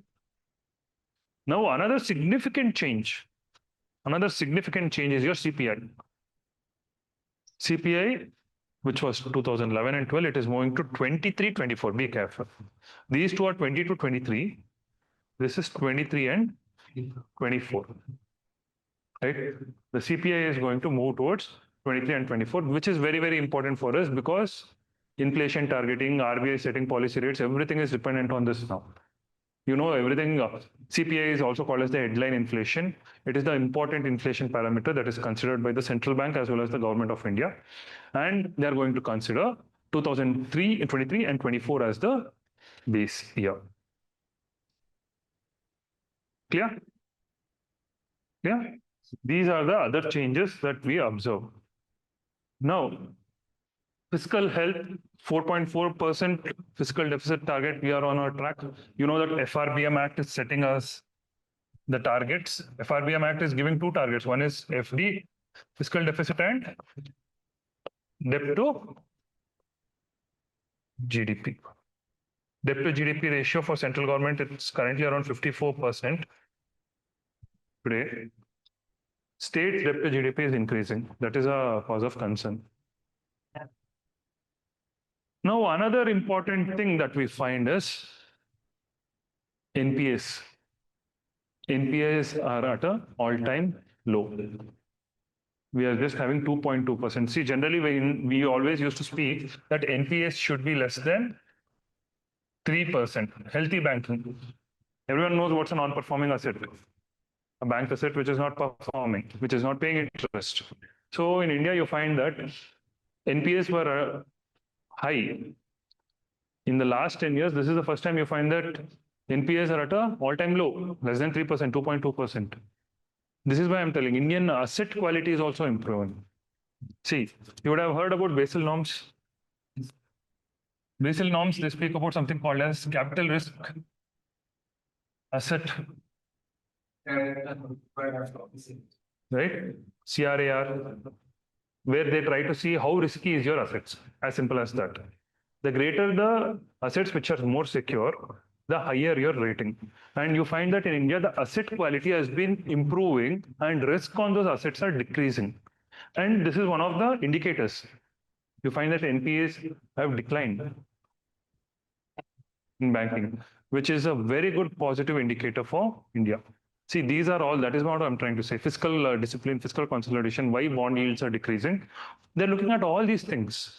If they are investing money, see, now suppose I invest money, but my assets, there is a high chance that my asset quality will go bad. Then you won't tend to invest. It all comes down to how your IBC code, how efficiently resolution is happening, how ease of doing business is happening in India. Again, then only investors come to invest. We have seen growth is exceeding the bank. Yes. Non-bank funding growth. See, you find today credit is very, very easy to get. Non-bank funding growth means you take your, what do you say, phone pay, all this. They're giving you easy money. All simple. So many platforms have come. 5,000, 10,000, 15,000, 20,000, immediately easy EMI conversion, take it. Just put your name, PAN card number, done. They'll give you 5,000 immediately. Right? All your wallets, which has come up, digital payment wallets. That is only non-bank funding growth. They are spearheading. And bank credit growth is at 11.4%. Now, I'll come to that also. When I come to bank credit growth, I'll explain what is happening. Another thing is sovereign ratings of India has been upgraded. Sovereign ratings. So you have these credit rating agencies, right? I mean, sorry, rating agencies, sovereign rating agencies like Moody's, S&P, Fitch. These countries rate these companies rate the country, how attractive it is. So India has moved from BBB minus to triple B. We still have a long way to go. Triple A is there, right? So India's bond rating has also moved, right? So I'm just giving you overall picture. See, any of these points can be used in your as a sentence. It's a cumulative effect. It is not just because of one reason one thing is happening. In economics, it's always cumulative. 4, 5 things come together for certain decisions to be taken, right? I'll give this PPT. Don't worry. I'll give this PPT. We have made it with difficulty. Definitely will share this. So growth is accompanied by price stability and monetary easing.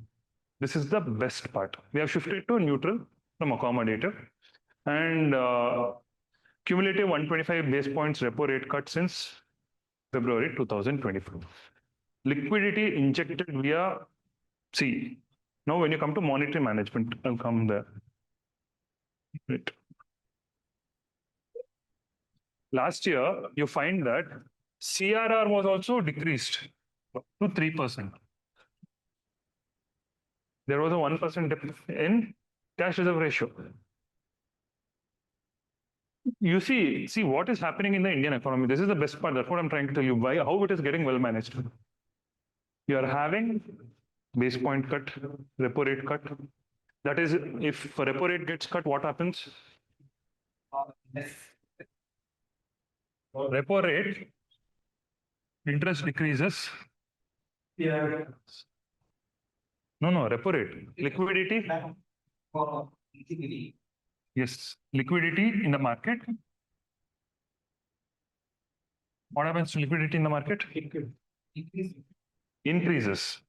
Easy way. Lower interest rates, more money, better spending. CRR also, when it has decreased, liquidity in the market increases, right? So you find that almost more than 2 lakh crore of money was invested into the economy because of this. Now, when you add so much of money, what should happen to inflation? It should increase. That is the expectation. And you find that inflation is well in control. Inflation it's increased, but it is well in control. You're injecting huge amounts of money, but still inflation is well in control. Right? And growth is also occurring. This is why Indian economy is getting well managed. This is symbolic. This is the very reason which is showing the resilience of Indian economy. You're understanding? If you had injected in 1 year so much of money, there should have been high inflation. There should have been high inflation. Inflation is chasing goods, right? But goods are also increasing. That's why inflation is It's in control. The demand is matched with the supply. Here is that. See, translation is happening. Translation is effectively happening means though there is surplus money coming in the market, now goods also has to get produced. For that, capacity has to be built, more factories, everything has to come out. That is happening. That is where growth comes. Find that development is happening. That is why your inflation is getting checked. Right? Okay, there are some things over in the exam.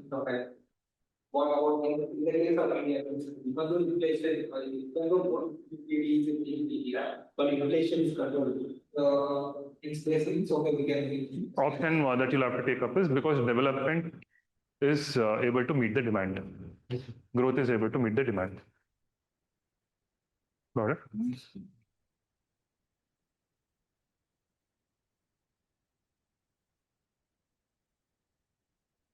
External buffers, I already spoke to you. 11 months import cover is there. Services surplus, more in detail, we'll discuss next. The reserves cover 94% of external debt. Current account deficit is also at an low rate, 0.8% of GDP. But these are some places where you have to be very careful because current account deficit is again, very, very volatile for India. You have seen how rupee is dancing, right? Rupee wants to touch 100. See, we spoke about positives, certain negatives are there. Rupee is getting depreciated, right? And balance of payments, as a result of that only, you find there is a deficit. And FPI net outflows, $3.9 billion, $4 billion, $81 billion came in for net outflow, which has gone as $4 billion. They came, they invest, they take, again they invest. But weathering it, for now it is $4 billion. Suddenly, if some major event or such happens, right? And all of a sudden $20 billion have to go out from the economy. That is where India will get tested. Capital account convertibility. Still today, India doesn't have full capital account convertibility. You know that, right? Even today, from shocks. yes, India doesn't have full capital account convertibility. India, what do you mean by capital account convertibility? They can't easily take out the money. Yes. Its money is okay. Indian rupees exchange bad. No, capital account convertibility. Convertibility in an economy means basically you find that suppose I come and put $50 billion of FDI. 2 years later, I find that nothing is happening. Just my money is getting parked. I want to pull out the money. Will I be allowed to pull out $50 billion? I won't be allowed to pull out. It can cause a major economic issue for India. That is why you don't have full capital account convertibility. Capital account is not fully convertible. Partial capital account convertibility. Immediately, basically, we say somewhere around the ratio of 40%. It's different for different areas. On an average, we say there is 40% capital account convertibility. Means maybe for $50 billion, what is 40%? 2 billion. 20 billion. 20. $20 billion. $20 billion can be immediately pulled out. $30 billion over a period of time. Right? You're able to understand? So India doesn't have full capital account convertibility. Again, that is one of the concerns for investors. I'll put the money, but I won't be able to pull it out completely. So we'll be dealing with the financial and monetary management as to what is exactly happening with respect to the banking or the monetary policy in our country, what the economic survey says and what is exactly happening in the country.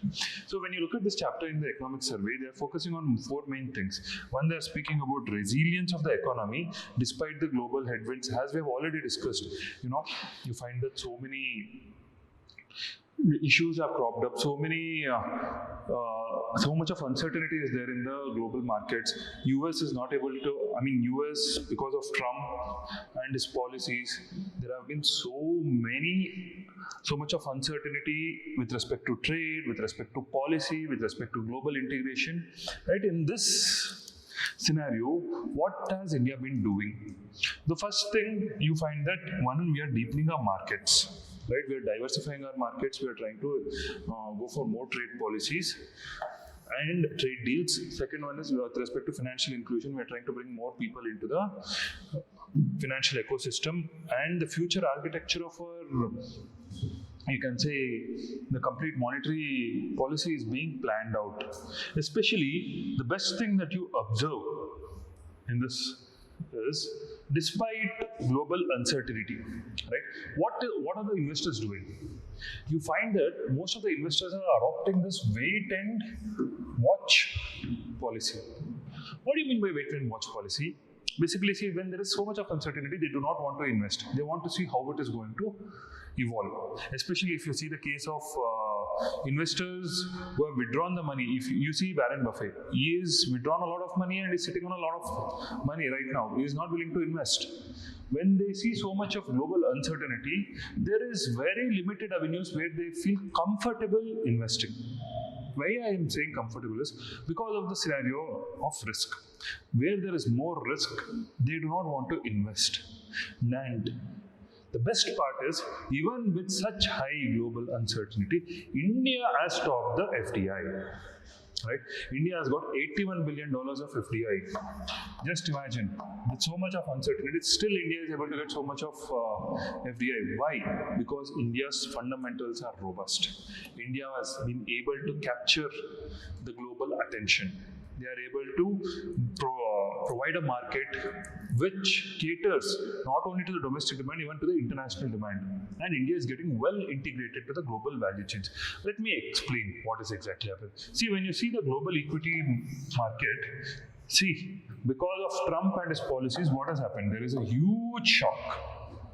The huge tariff shocks because of this, and see the way the curve, the wave is dancing. Right? Now, in this scenario, you find that, take a pause. Hello? Yelidra? One.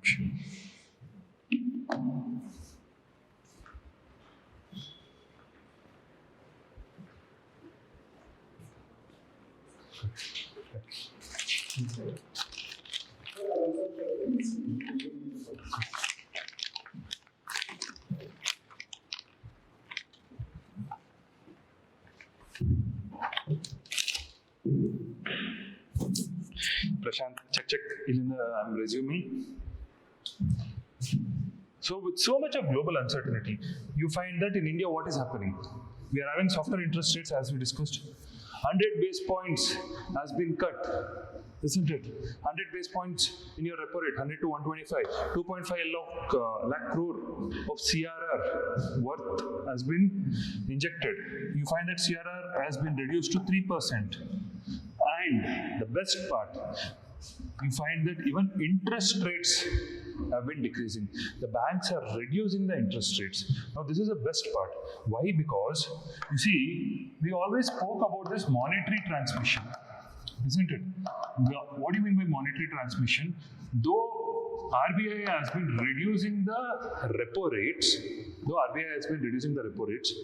the banks were unwilling to reduce the repo rates, isn't it? The banks were not willing to pass on the rates as they wanted to make some more profit, right? As a result, though RBI reduced, people were not benefiting. But you find that even this is happening. See how the financial system is evolving. It's becoming more and more streamlined. It is becoming more and more robust, right? And as a result of this, you find that Indian markets are emerging as one of the most stable markets in the world. Indian markets are emerging as one of the most stable markets in the world. You have a look at all the policy actions that has been taken. Repo rates, as I discussed, 125 base points. CRR has been decreased from 4% to 3%. Policy stance, they have moved to neutral. Right? And open market operations is being conducted on a regular basis. As a result of this, you find that there is surplus system liquidity which has been pumped into the system. Isn't it? There is surplus liquidity. Now, what are the banks doing with this liquidity? See, definitely as soon as you get liquidity, it doesn't mean that the banks immediately have clients and they'll lend it to them immediately. That is not happening. What is exactly happening then? Where is this surplus liquidity being parked? Which instrument is the bank using? Well, you would have studied about standing deposit facility, right? SDF. Standing deposit facility. Right? What does this facility do? What does the standing deposit facility do? The standing deposit facility is a window or is a collateral free window whereby you can park your surplus funds with the RBI and RBI gives you an interest rate. Clear? So this serves as a mechanism where you can anytime withdraw as well as park collateral free with RBI and RBI is going to pay you the interest.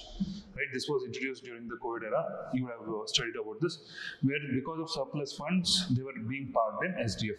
Now, what the banks did, as soon as they got so much of liquidity in the last year, because of the rate cut as well as the CRR, you find that they have parked the surplus facility into standing deposit facility.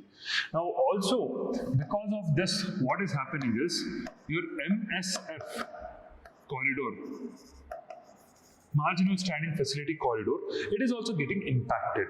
The marginal standing facility corridor is shrinking because now that banks have SDF, they have like surplus in SDF, they're immediately pulling money from SDF and pumping for their needs. What does MSF do? MSF is there mainly for immediate money requirement where, overnight the banks need money so that they can address their shortages.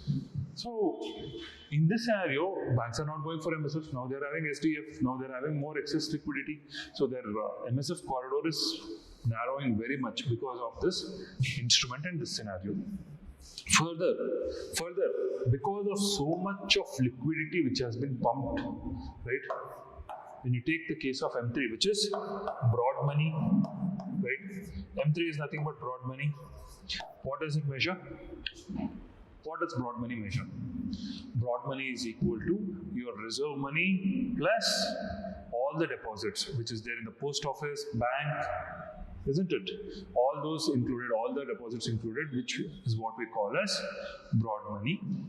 This is nothing but a measure of the liquidity in the market, overall liquidity in the market. It has increased substantially. It has increased substantially. See the figures that you saw. 2.5 lakh crore from that. From here, another 100 to 125 base points cut. Easily 3 to 4 lakh crore worth of money was injected into the system last year. Right? And the best part is inflation is under control. This is the best part. Inflation is still under control. And when you look at this,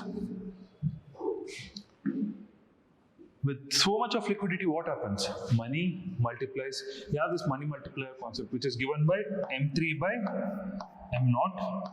Also, you find that it is inversely proportional to 1 by CRR, isn't it?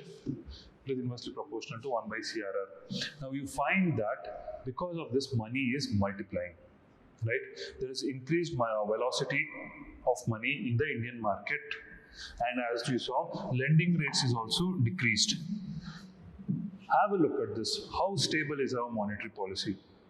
The monetary policy has become highly stable. You find that there is efficiency with respect to monetary transmission. You find that money is multiplying, right? Which other scenario, growth is happening parallelly, inflation is under control. One of the best economic scenarios any country would wish for, isn't it? Further, what we find is the NPAs have been declining. Generally, we tell that NPAs should be less than 3%. We have reached 2.2% today, right? And also the slippage ratio. What do you mean by slippage ratio? What do you mean by slippage? Slippage is nothing but to the amount of new loans that you're creating, how many of them are resulting into NPAs. Means fresh NPAs by fresh advances. You can consider it as such. This gives you a ratio, and you find that the slippage ratio is just 1.3%. Slippage ratio is just 1.3%. How amazing is that? Isn't it? You find that NPAs are decreasing, asset quality is improving, right? Your CRAR is improving. If you have read the Basel norms, your CRAR is improving, slippage ratio is reducing, asset quality is improving. So you find that even in the banking, the way the banks are profiling, the way the credit is being given, especially with the digital infrastructure development, you find that the asset and banking stability is improving, right? Further, you find that, see, we have seen that in the last year, many a times the foreign institutional investors have pulled back from Indian economy. Many a times they've exited the Indian economy, but this didn't cause you can say this didn't crash the market, this didn't shake the market completely. The market was still able to stabilize. Why? It is because of our domestic institutional investors and more people moving their savings into equity markets. We'll discuss that in detail in the upcoming slide. Right? Further, when you see the credit market, another better thing that we can observe is inclusive foundation. Our digital, because of UPI, because of the PM Chandan Yojana, you find that many people 55 crore people entered into the banking network. Secondly, because of UPI as such and other enabled payment systems, you are able to assimilate all this data and you are able to actually provide loans to so many people. Especially you see this PM Swanidhi scheme. Right? PM Swanidhi scheme is mainly for the street vendors, isn't it? So for the street vendors, plus you have your Pradhan Mantri Mudra Yojana. These two have been amazing schemes. In Mudra Yojana, you are mainly lending it to the MSME sectors, and you find that huge amount of loans have been injected to the MSME sectors, collateral free. And the NPAs have been less than 5%. And when you go to the PM Swanidhi, NPAs have been less than 10%. Right? NPAs have been less than 10% for Swanidhi scheme, where you are lending collateral free to the street vendor. Now, you might be thinking 10% NPA, this is very high. See, generally what happens is whenever bank tends to provide loans, the bank tries to give it to customers who are more stable, who are risk-free. When you come to the street vendors part, they don't have sufficient backing, they don't have collateral, and these loans are very highly risky. Right? Swanidhi loans are highly risky. The possibility of it going bad is very high. But less than 10% of the loans are going bad, and these are very small ticket loans. So PM Swanidhi, the loans they are giving in PM Swanidhi are very small ticket loans, and less than 10% is a very good ratio when you look at it. Right? Even with respect to this, you can find that our credit market, how it is improving, our banking sector, how stable it is becoming, how the asset quality is improving.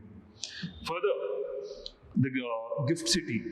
Gift City has become one of the best in financial architectures that can be presented in India.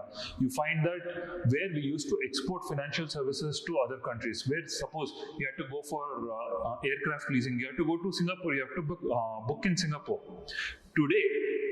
Today, so many institutional investors are coming to Gift City to get to avail the financial services. And in fact, the best part of it is the Gift City is generating approximately $88 billion every month. Every month, $88 billion, which is a huge amount. And you find that they're moving towards principle-based AI trading, right? So after, earlier it was only principle-based. Now they are trying to move towards, by integrating AI, they're trying to shift their regulation to proactive AI integrated activity-based regulation rather than only principle-based. Principle-based means just following the rules. Okay, this work is done. Okay, this is the rule. Is this work done? No. Now they are going by a case by case scenario because AI is involved. Yeah, they are trying to integrate AI. They are going for activity-based regulation. Clear? Now, when you look at this, see, best part about this, banking sector has reached the multi-decadal highs with asset quality driving record profitability. Very good profitability. In fact, you had this problem of twin balance sheet, isn't it? The twin balance sheet problem has been addressed. This year, the economic survey very categorically tells no more do you have a twin balance sheet problem. This twin balance sheet problem started a decade back, whereby the private sector was not investing as much as the public sector or the government. The government was spearheading the investment. The private sector was not actually participating despite having funds. But today, the scenario has changed. Even private sector is participating, even the government sector is participating, and the twin balance sheet problem has been addressed. Further, if you look at this GNPA ratio, you can see your CRAR moving to an all-time high of 17.2%. Capital risk awaited ratios, what does it say? These are capital assets. Risk-free assets, you can consider it as. Capital risk-free assets. In your Basel norms, in your Basel III norms, CRAR is considered as the most important parameter by which a central bank and its performance will be judged, and a country's monetary, you can say, framework will be judged. And in India, you find that it has been progressively improving, and your NPS has been at an all-time low. And there is another new trend that we are observing. Now you see what is happening is, because let's say the companies are making more profit, right? The companies are making more profit because of the liquidity in the market. More people are having more purchasing power and they're purchasing. Now with this profit, the companies are reinvesting. With this profits, the companies are reinvesting and they are no longer looking for loans.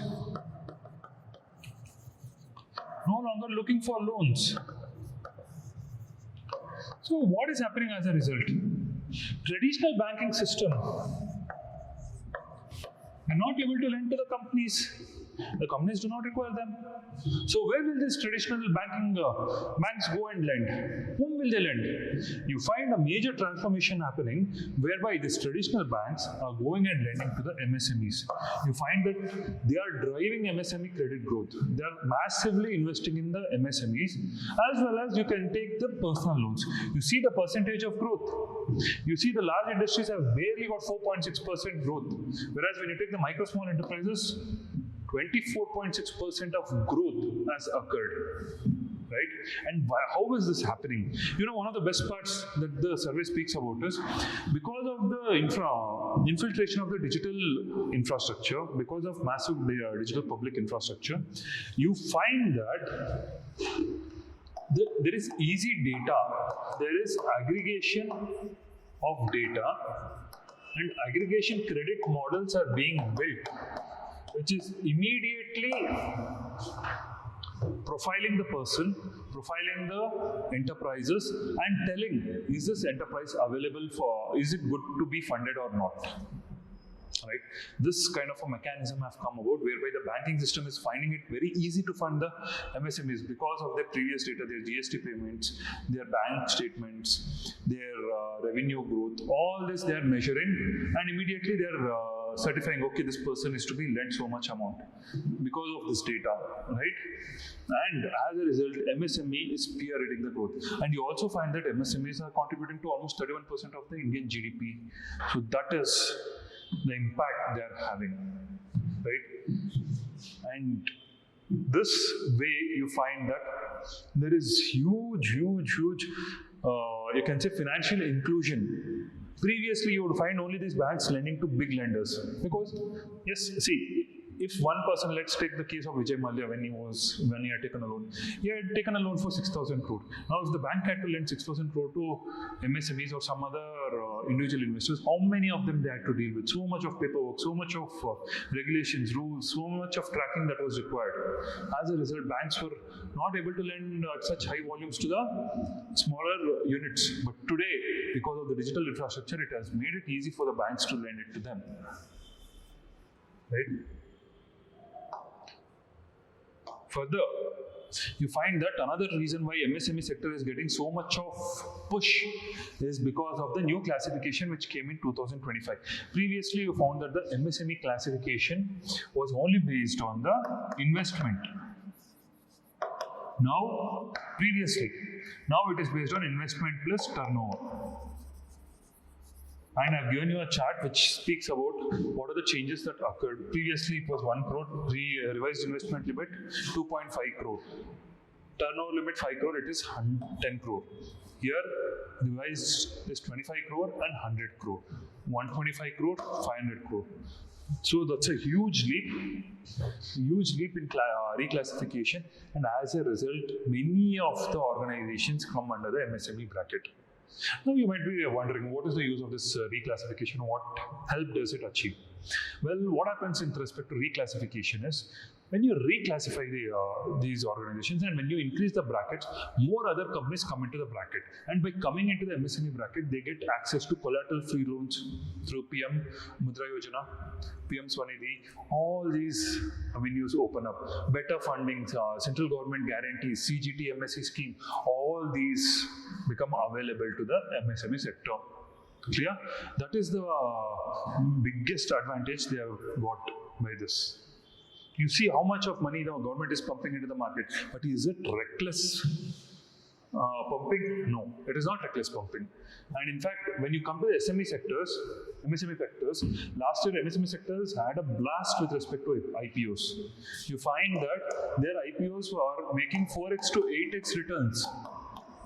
Valuations were off the rock. Some company in Gurgaon, which was just a car dealer company, it made almost 14 times its valuation.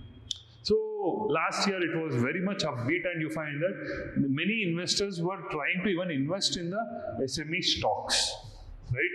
And you see how much lakh crores resource has been mobilized. 10.7 lakh crores has been mobilized in 2025. And see IPO proceeds, how much it has made, right? So SME sectors are, they are becoming more and more vibrant. But is it reckless spending by the government, or are they becoming reckless? No. The government is not becoming reckless. See, many people think, okay, so much of credit is being given. As a result, government might not be able to monitor.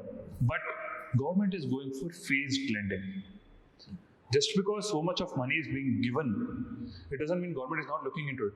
Even government knows, if you give them 50 lakhs, they'll take 50 lakhs and go away. Rather than that, what government is doing, I'll give you 10 lakhs. First you achieve this target. You come back to me with a revenue increase of this much. I'll give you next 20 lakhs. You achieve this target, I'll give you next 20 lakhs. They're incentivizing growth. That is why schemes like PM Swanidhi, schemes like PM Mudra Yojana are becoming successful.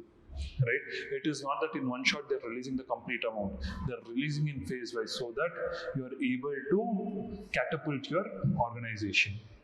Further, I was speaking about this. Last year, many a times the foreign institutional investors left India. Immediately they exited, but it did not crash the market. What happened? What happened exactly? So you find that the domestic institutional investors, they started channeling their savings into the market, isn't it?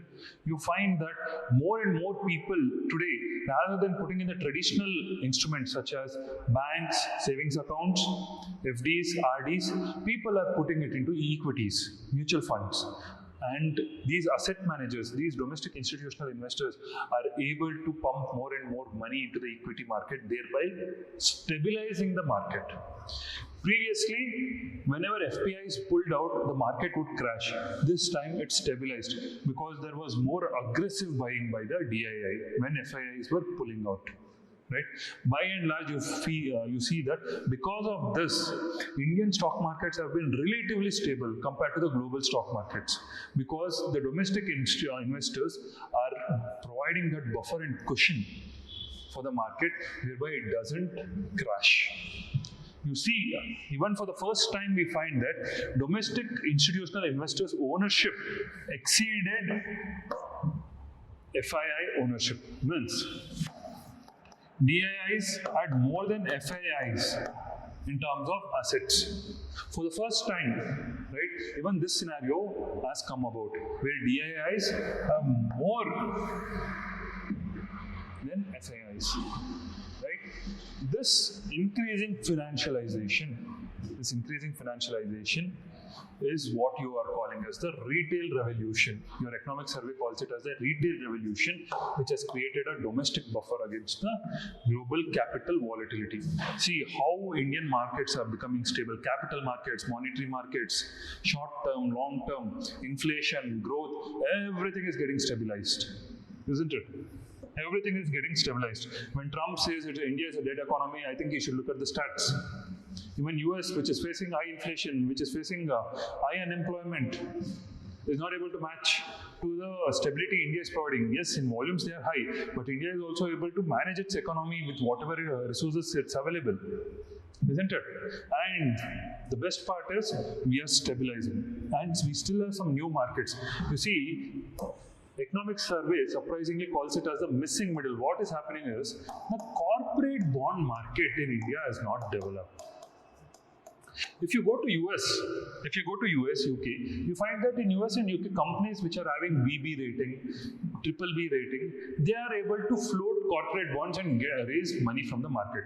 But in India, what we are observing is only those securities which are AAA rated, AA rated, they are getting more and more funds. Right? They are getting more and more funds. Essentially, 90% of the funds are coming from there. As you can see, 90% of the corporate bonds funds are coming from there. Now, as I told you, corporates are not looking at the traditional banking system to raise funds, because the bond market is also just starting up. Corporates are going to the market to float their loans. They're raising money from the public itself. They do not need to wait for the traditional banking system. Right? And though they are floating in India, you find that only somewhere around 90% of them are mostly AAA, only 10% are in the BB, all these categories. Right? Also, in terms of volume of activity, like annual bond turnover ratio, that is the number of bonds that are sold in the market. See, when you take the equity in transactions, it's happening in millions every day, right? Bond market, barely 400 to 500 transactions are happening. In bond market, barely 400 to 500. And in fact, the annual bond turnover ratio is just 0.3. Means to the number of bonds created, how much get sold and how much are traded, only 0.3. So the economic survey notes this and says there is a very huge potential where Indian market can grow. You see the Chinese market, it is almost 38%. Corporate bond market is 38% of their GDP. India's is only 16%. You see Korea, it is 79%. You see Malaysia, it is 54%. Whereas in India, it is only 16%. So there is a huge possibility and an opportunity for India to raise, for the corporates in India to raise money from the market, which has still not been explored and not been strengthened. Explored in the sense it is there, but again, RBI needs to come out with some good frameworks. SEBI has to come out with some good frameworks by which they can start. In fact, this year, your economic survey does tell that certain changes have been brought about in this particular municipal bond. Right? For municipal bond, they have bought different frameworks so that there is more investment, or there is particular this sustainability bonds which they are bringing, social and sustainable bonds, which they are bringing again, for which they are having different frameworks and encouraging investment in them. These are all again corporate bonds, and economic services, the SEBI and RBI both are pushing for these reforms. No, see, this is what I was telling. Staggered growth, loan cycle one, base of the borrowers. For PM Swanidhi, how it's going, the graduation effect. Then loan cycle 2, loan cycle 3. This is how they are influencing staggered growth of, staggered release of funds.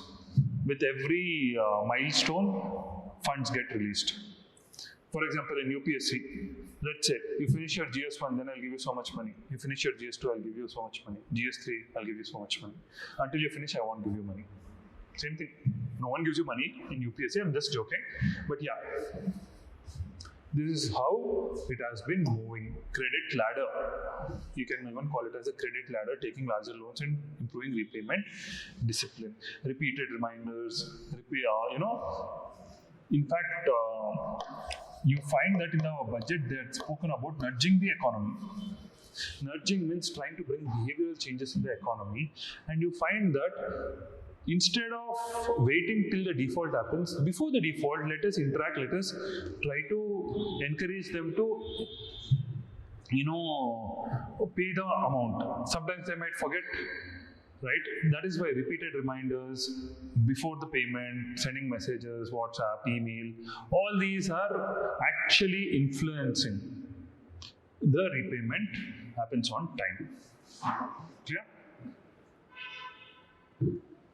Now, moving on, coming to the case of insurance. Last year there was a very important act which got passed, Sabka Bima Sabka Suraksha Act. What did this do? It opened up the insurance sector completely to the foreigners, foreign institutional investors. 100% FDI was allowed. Because in India, what you're finding with respect to insurances, the insurance network, distribution network is very high, or you can say it is very expensive. You find that the insurance companies, especially health insurance or companies, they are unable to reach everyone on their own, and this middle network is consuming a lot of, they're consuming a lot of more revenue is going to them. The middlemen are earning more revenue, and as a result, the health insurance margins are decreasing, firstly. Secondly, because of the rising health costs, the health insurance companies are not able to tackle the credit availability, or you can say the disbursals. And that is why they're operating with laser thin margins. They're operating with laser thin margins because there is high distribution costs. Clear? And insurance penetration is just 3.7%. Right? Insurance penetration is increasing, but it's increasing at a very slow scale, and you find that the middle layers are making more money, and rising healthcare costs is demotivating the health insurance companies. Last year, with regard to this, you find that the central government even came out and said that there won't be any more GST on health insurance premiums. Right? There won't be any more GST on health insurance premiums, but yet it has not taken off as expected. Not more and more people are buying. But another significant development we find is more than 41% of insurance is going for health insurance, and in the insurance segment, health insurance has overtaken motor insurance. Now you might think, you're telling it's not growing, then how come it is overtaking? Well, what is happening is health insurance premiums are increasing for the existing users. This is what's happening. As a result, the current existing users, their premium is getting increased year on year. As a result, there is growth in the health insurance volume. Clear? And further, even with respect to pension, government has come out with 2-3 schemes. See, they have come out with UPS. What is UPS? UPS is Unified Pension Scheme. How is it different from NPS? How is UPS different from NPS? UPS versus NPS? So in NPS, it was completely market linked, isn't it? In NPS, it was completely market linked. Earlier, we had something called as original pension scheme. In that, you find that it was a static component. A static salary was paid at the end of every month for pensioners. Basically, the last drawn salary, 50% of the last drawn salary was what was paid. Now, in UPS, it combines both a static plus a market linked. A static plus a market linked salary is going to be paid. Basically, in NPS, every month in your salary, 10% of your salary would go to your NPS account, and at the end of your 60 years, a huge volume of amount would be accumulated on which pension would be paid. It would be completely market linked. The growth would be market linked. Here, some static amount as well as some component going into market. But most of them still feel NPS is more beneficial. Why? Because Indian market is going to grow and explode in the upcoming next 30 years, and it would be a loss if you are switching to the UPS. But anyway, government bought this UPS scheme only for central government employees. It was only for central government employees. NPS is available for everyone, central, state, right? And it was not mandatory. They gave an option to the existing users that whether you want a UPS or an NPS. Why UPS was bought? Again, because of the growing, let's say, demographic changes, especially growing old age people. The government felt it needed to protect them. As a result, they have come out with that. Clear? Now, further, you find that pension schemes have been bought for even kids. Vatsalaya is for from kid, young age you can start saving for your pension. They are bought even for gig economy workers, gig workers, e-shramik. Right? NPS e-shramik has been bought for your gig economy workers. Yeah. So there is good growth. See, even in NPS, sorry, there is a good asset growth, almost 37.3%. It has been increasing yearly. So with respect to insurance and pension, these are the things that you need to know.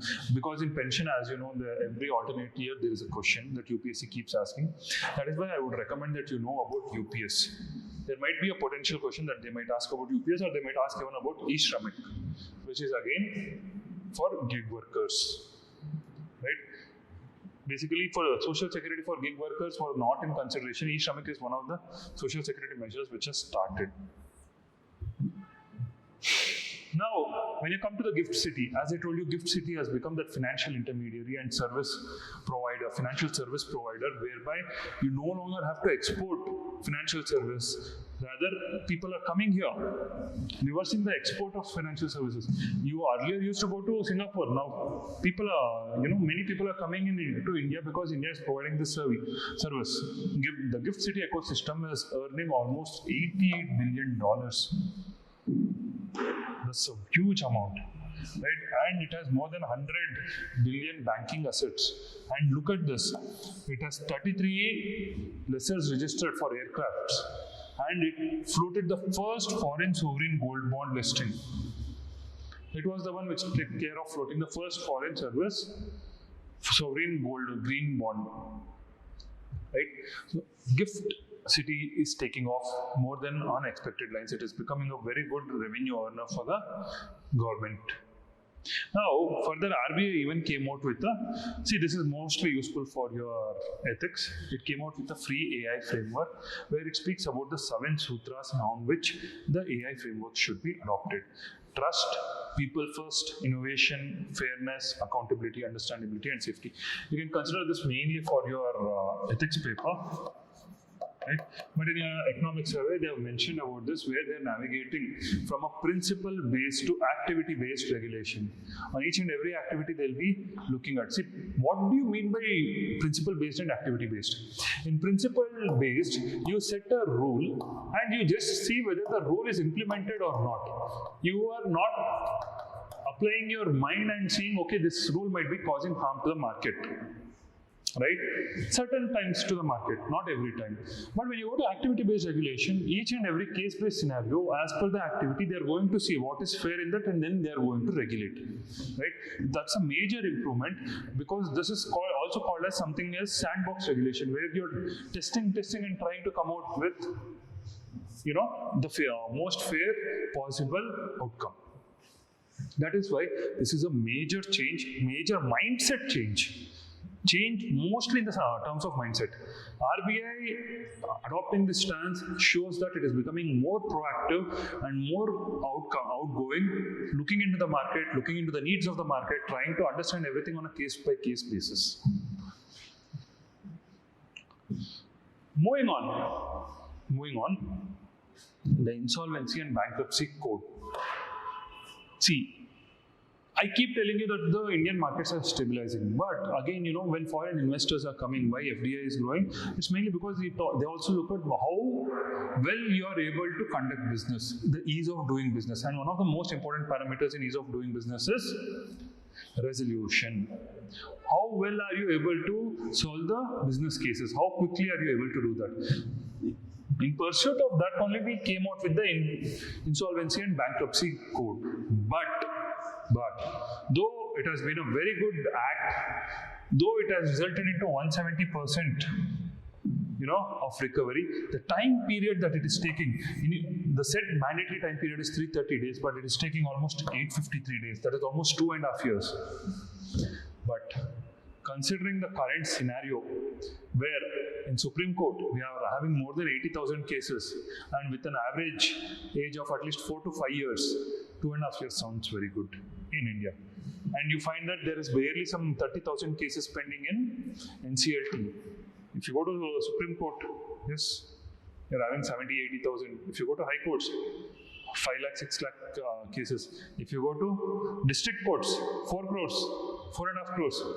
It's increasing by the year, right? Compared to that, they are doing a better job. So finally, what you must understand from this is, see, one, we are able to give lower cost of capital because monetary management is happening well. There is more liquidity in the market, inflation is in check, growth is occurring, foreign investments are coming in, and even regulatory systems are changing. Again, this also this also builds confidence in the foreign investors. Yes, they are shifting from a principle-based to activity-based. They are looking at what is fair and they are trying to regulate. Clear? And even the long-term infrastructural, you can say long-term reforms are being done. 100% FDI in insurance, pension, they are bringing in more changes. They are including more and more people. Digital inclusion is happening. Financial inclusion is happening. E-Shramik, Vatsalaya, to more and more people, pension products are being made available. Clear? In this way, you can actually, you can see that financial sector is improving drastically. Now, this is just one diagram which I have given, with which you can have a bird's eye view of all the things that we spoke about, right? What is happening in the complete market, a bird's eye view is being given. Now, moving on to the next part, the external sector, where India is there to play the long game. See, I had already spoken to you that today we are not going for that seamless globalization. Today we are going for geostrategic globalization. It means you're trying to rely on your partners. You're trying to see who are your partners, right? You're trying to align with them with similar political thoughts. You don't want your supply chain to be disrupted by buying products from a country on which you cannot rely. Especially, you are seeing the trade wars that is happening between US and China. Now, because both are self-reliant, both are reliant on each other, both are trying to attack each other. US with respect to semiconductors, China with respect to rare earth magnets, both have been trying to, cause problem to each other because they were not of the similar ideology. As a result, you even find that concepts like friendshoring and nearshoring. Friendshoring and nearshoring are coming. What is this friendshoring and nearshoring? Friendshoring is where you are looking to buy from those let's say, countries who are your friends, who have similar ideologies, who are having similar political values, who are very much, you can say, streamlined to your ideas. So you're trying to bank upon them in terms of buying strategic goods and even selling strategic goods. Nearshoring is where you're trying to see now, because there has been so many wars. You find that all of a sudden there was supposed to be a war in Iran, nuclear missiles, everything they were planning to launch. Russia-Ukraine war is happening. All of Northern Africa, again, a lot of issues are there. Venezuela, you find immediately the president himself was kidnapped by US. With so much of global turmoil, it's always wise to keep your supply chain very near to you. Right? Nearshoring is nothing but trying to find nearby areas or nearby countries where you can invest, where from whom you can buy the capital goods, or you can buy or invest in them, right? Where you can have a good export-import relationship with them. That is why you find that it is being moved towards security-based more than efficiency-based, right? It is moving towards security-based. Look at Japan. Japan was caught, in the middle when they took a strong stance against China entering into the islands, Senkaku Islands. China immediately stopped rare earth magnet supply. Japan was left. Economy was suffering because there was no supply of rare earth magnets. To prevent that, today India is looking at becoming more of a security-based, and I think almost all the other countries are also looking at supply chains which are more evaluated in terms of political friendship, right? And look at the trade policy uncertainty that has set in. Look at the trade policy uncertainty, 1,165%. Huge. Very huge. And also look at the policy uncertainty. That is trade uncertainty. Look at the policy uncertainty. 228%. 1,165% is very huge, especially after Trump has come. 2025, you can see how because of Mr. Trump and his stranger tariffs, what has happened. And global economic policy uncertainty. Look at that. 228%. Humongous. This is humongous. Right? Now, hitting record highs amidst headwinds. As you can see, India's total exports has been increasing, $825 billion. The services shield, $188 billion. What has happened is, services, there has been an exponential increase because of AI. India is the second country in the world which has AI capabilities after US. India has been ranked as a country number 2, which has AI capabilities. Means AI, people who know how to use AI. Right? So the services shield services, as you know, in fact, our merchandise in services, we are regularly in a surplus. You need to understand about this. When you're discussing external sector, you need to understand that in the services sector, we are generally always in surplus. It is always our merchandise goods where we are in deficit. Because our manufacturing was not developed.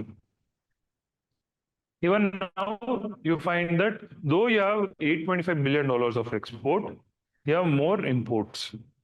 You have much more imports, almost near $1 trillion or something, it's, right, of imports. And services is giving that shield. Because of the surplus, you're able to keep your current account stable. Because of this. And when you look at the merchandise shift, other things that you can find is, see, petroleum products has declined because, as you know, US slapped tariffs, 25%, 50% it has increased, Russian oil. Now, you found other growth engines. Telecom instruments have grown by 51%, electronic goods by 35%, pharmaceuticals by 11%. So India is trying to, again, even in export market, not just diversifying the markets, diversifying the products. Trust me, on the external front, trade front, lot of things are happening. Last 2-3 year economic surveys were not actually so detailed. This survey is very much detailed. They're telling what all government is doing. So many initiatives have been taken by the government. We'll explain those. We'll examine those. Even when you come to the manufacturing, because of PLI effect, you know, in just 4 years, India turned from a net importer of mobile phones to net exporter. Today, more than 97% of mobile phones in India is made in India. Right? PLI scheme. And you find that exports have increased. Breakout sectors, electronics, IT hardware, ACC batteries, steady performers, automobiles and pharma. See, another thing is, as I told you, solar, also PV modules, we are still importing. 155% growth is there in this. But this is what economic service is. It's leading to capacity building, not just consumption. Those are capital goods. But still, why we are not able to manufacture a PV? Rare earth minerals, it's much easier, much cheaper in China. You put all the efforts to manufacture a solar panel, and you find that in China they'll give it to you at half the cost, and it's available immediately within 5 days. And China gives you even on credit. You can pay it back in 2 months, 3 months. So much of advantages they give you.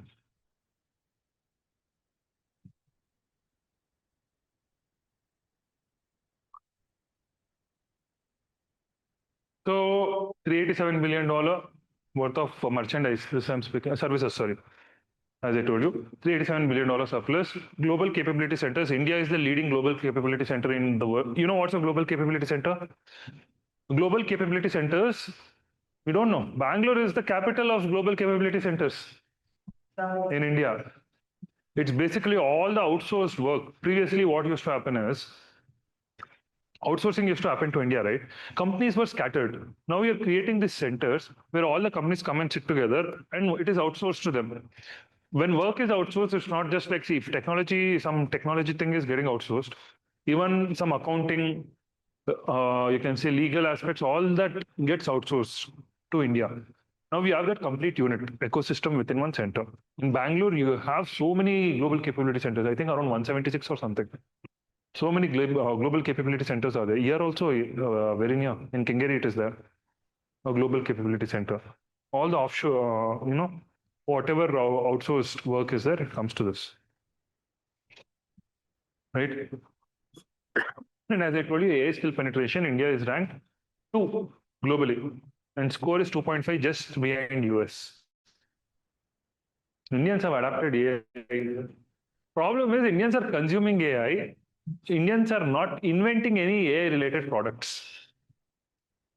But I did find some products Indians are doing, but they are doing in, rather than more of a service oriented, they're doing, for example, for astrology, for all these things they are doing, rather than what is needed, like thinking for people how it will be useful, rather than that, they're doing it for consumption based. Also, when you take the case of remittances, US and UAE have emerged as the top remitters. In fact, in UAE, if you go to Dubai, it's becoming India only. Dubai, half the people are Indians.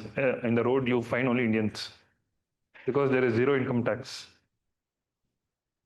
Yes, many Indians, HNIs are shifting to Dubai. That is why, in fact, from 2 years, government has been speculating to increase income tax on net worth individuals. But once they floated that idea 2 years back, many of the HNIs very clearly told to the government, we'll be shifting our base to Dubai. So whatever you're getting 30% also, you'll lose. So government resisted from there. They didn't speak about that again. This happened in newspapers only, it happened. Commentary scheme, government put that scheme, some industrialists wrote editorials, we will be shifting our base with such unease. I'm paying so much tax, but I'm not getting the right standard of service. You see, people are paying huge taxes. You see the kind of roads you're getting, the kind of air you're getting, the kind of public lifestyle you're getting. For water, everything you have to keep fighting. That's happening in UK as well. Like high taxes. But they're giving the right kind of lifestyle now. See, even in US, it is more. 42 people living in, yeah, they're shifting to UK too. In US and UK, they charge almost 40 to 42% of your income. But you don't have to worry whether water will come, electricity will be there, whether this road will be proper, road will be closed today. You don't have to worry about that. That's what even in the parliament they keep debating. Taxes like advanced economies, lifestyle like least developed economies. Now, as I told you, global FDI inflows have been declining, but FDI inflow to India has been increasing. 71 to 81 billion dollar. It's to see, we spoke about all the good aspects, right? Now you'll understand why they are investing. So many factors are going into picture. And the best part, this was one very beautiful thing that I found. The FDI, India's FDI is ranked second. Why? Because it is giving high yield. What they are investing, they are getting returns to the tune of 7 to 7.3%. If you take Brazil, 6.1%, France, 3.6%, US, 2.9%, UK, 2.2%. China, I think. It's the last slide. Sorry? Last slide. Previous slide. It's just a decline. I'll give this to you. I'll give the PPT to you. Okay, you can just note it. Writing is always good. And another thing, see how India wants to embed is they have brought this connector strategy where they're competing for global value chains. So basically, you know, they want to get the technologies transferred to India, and India wants to start exporting that to emerging economies and third world countries, as well as to even advanced economies. But they want to become a connector, and they want to, as I told you, strategic indispensability. They want to embed themselves in the value chain, whereby India will never, they will never go out of picture. Similar to what China has done. That's why you find that India's investment in semiconductors, everything is improving rapidly. Even today, you find that if you have been reading today's newspaper, today in Bangalore, yesterday they opened prefabrication semiconductor unit, first unit in India. In Bangalore, they have opened in Bangalore.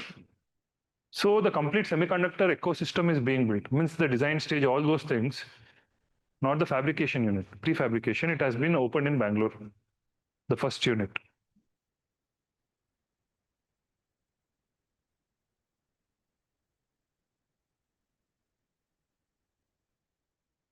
Further, another important trend that is happening is India is not just receiving FDIs. India is also becoming a overseas overseas investor. Overseas direct investment is also increasing. ODI, and it charts a path. The economic survey charts a path. Generally, in stage 1 and stage 2, what you tend to do when you go for overseas investment, basically you're trying to get some lease some technology or lease some aspect so that you get a know-how and you can replicate. But in stage 3, you're going from market seeking to capability enhancing. So you're going to foreign countries to train yourself and come back and or get the complete technology know-how. See, this is very much evident when you see all these projects that are coming. You see the defense projects. Technology transfer is mandatory. Any projects that is coming, technology transfer has to happen, and India has to know how to use the technology. It's no longer only seeking, what do you say, market. Go set up an overseas unit so that I can sell some product. Means like, see, for example, banking sector. Banks go and set, SBI, all these banks are there in foreign countries. Why are they there? Are they lending over there? They're not lending over there. They're there only to facilitate payments to India and from India to them. How much are they involved in banking activity in those countries? Very limited. Today, it is turning. Today, they are beginning to lend. Government is giving them push.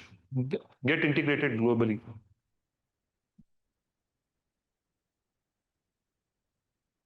One very nice story was given. You guys are almost out of juice, but anyway, about farmers. So they told how we should develop our capabilities. This was a very nice story. I felt you can use it for your essay. That's why I've just put this. So in 1995, there was this TRIPS agreement, right? WTO, TRIPS agreement, right? In 1995, this came as a huge shock to the pharmaceuticals, right? Because they lost patents. They needed patents, and for first what they used to do in India is they used to reverse engineer. They used to buy, reverse engineer, and then sell generic medicines. But after this, they couldn't do that for simple formulations. So now what Indians started doing is what they developed is in simple terms. I'll tell you. This looks a bit complicated. Earlier, simple. See, direct for cold. For example, for cold or let's say for fever, you needed paracetamol. Only paracetamol used to be manufactured and given. Now Indians adapted something. Because paracetamol couldn't be given directly, they started adding another 2, 3 elements. They started making complex generic medicines. Yes, if you see closer, it's not just paracetamol. So painkiller. Painkiller, paracetamol, I think, what is that? Caffeine and something else is added. When you take crocin and all, 2, 3 components. So they started making complex generic medicines and started giving it to the world. And today India has become global leaders. And in fact, because India was able to pull this off, whereby multiple formulations, they were able to bring it together. India is also becoming today the R&D unit for many pharmaceutical companies. So what they're doing is they're outsourcing. Okay, we want something like this. These are the things. Now you do it and give these combinations. So India is turning into a market for that. When in R&D, they're improving. Right? That's what phase 2, the response, how they rewired their capabilities, shifted to complex generics, and then you find the exports grew. It's been growing. India is becoming difficult to substitute India's capabilities in that. So basically, as I told you, the long game is diversification, stabilization, and attraction. Right? In very simple terms. Last chapter for today, then we are closing this. This is very much simple and fast also. It's about inflation. What is happening with respect to inflation? So as you know, in the global context, inflation, world inflation halved from 8.7% because of COVID, there was this much, to 4.2%. Right? Advanced economies have stabilized and there's a sharp drop. In India also, you find that food prices have been plummeting. Food inflation is at an all-time low in India. Right? Now, especially if you take the core inflation, what is core inflation? Core inflation is regular headline inflation minus food and fuel. Core inflation is basically you are trying to see when you remove food and fuel, which are very volatile items, other stuff, how the inflation is. Because these are all related to supply, you can say domestic resilience, housing, clothing, all these things. And if you take that, you find that it was 4.62%. If you remove the gold and silver boom that happened, then it is only just 2.3%. Right? Inflation, core inflation is very much stable, except for gold and silver, that boom that came. It's very much stable. And this is very, very important. Structural shift is happening. There's a structural shift which has been mentioned in your economic survey. Do you know what do you mean by terms of trade? Right. Let's come back to this. You know what's the terms of trade?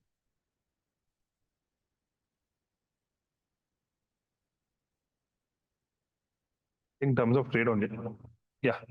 Generally, we use terms of trade to check how price changes in one affect the other sector, or how much profitable changes of price in one sector affects the other. Basically, how you calculate this is, maybe you can say manufacturing deflator by agri deflator. right? One beautiful thing here that you're observing is, for example, I've given one of the deflators, right? One of the deflators. You're just trying to check the relativity of prices with respect to price increase in one sector and profitability in another sector, how things are changing. You find that in manufacturing sector, manufacturing deflator is decreasing and agri deflators are increasing. What this implies is agriculture is getting more profits. See, there is a price crash in agriculture last 1-2 years. Agriculture, because of good monsoons, buffer stocks creation, you find that agriculture is by and far becoming more and more stable because of this. And you also find that farmers are getting better value for the agricultural products, right? Now, whereas manufacturing, you find that prices are decreasing compared to that. But profit margins are getting reduced, but still with volumes they're able to generate. And what they're telling us, because profit margins started to reduce in manufacturing, the manufacturing efficiency has increased. The efficiency increase for Yes, the operation cost is decreasing. Manufacturing efficiency is increased, operation costs are decreasing. When you take the case of manufacturing,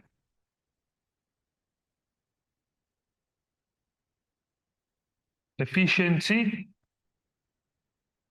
has increased, OPEX has decreased, operation costs. That is how manufacturing is able to survive. And agriculture is suddenly starting to look very lucrative because of these changes. Agriculture, they are telling many people are getting attracted back to agriculture. This is what survey says. But yeah, sometimes we have to stop where we have to stop. So agriculture returns are better today. Previous ratio 1.29, today it is 0.65. It has half. That is what they're trying to say. Manufacturing margins were higher, agriculture returns were lower. Today you find agriculture returns are higher, manufacturing returns are becoming tighter.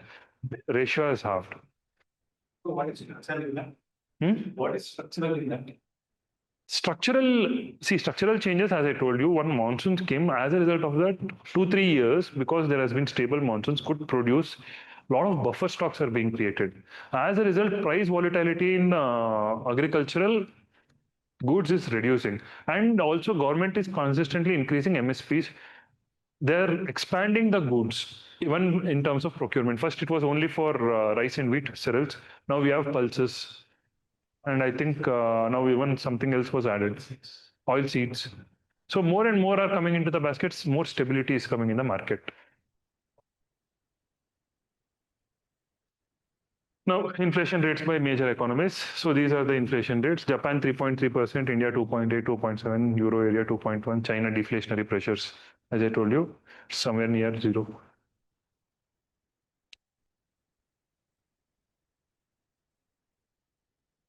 So when you see India high growth anchored inflation, this is the word you should use in your mains. Anchored inflation. India has successfully pulled off for the last few years. India's inflation has been in range.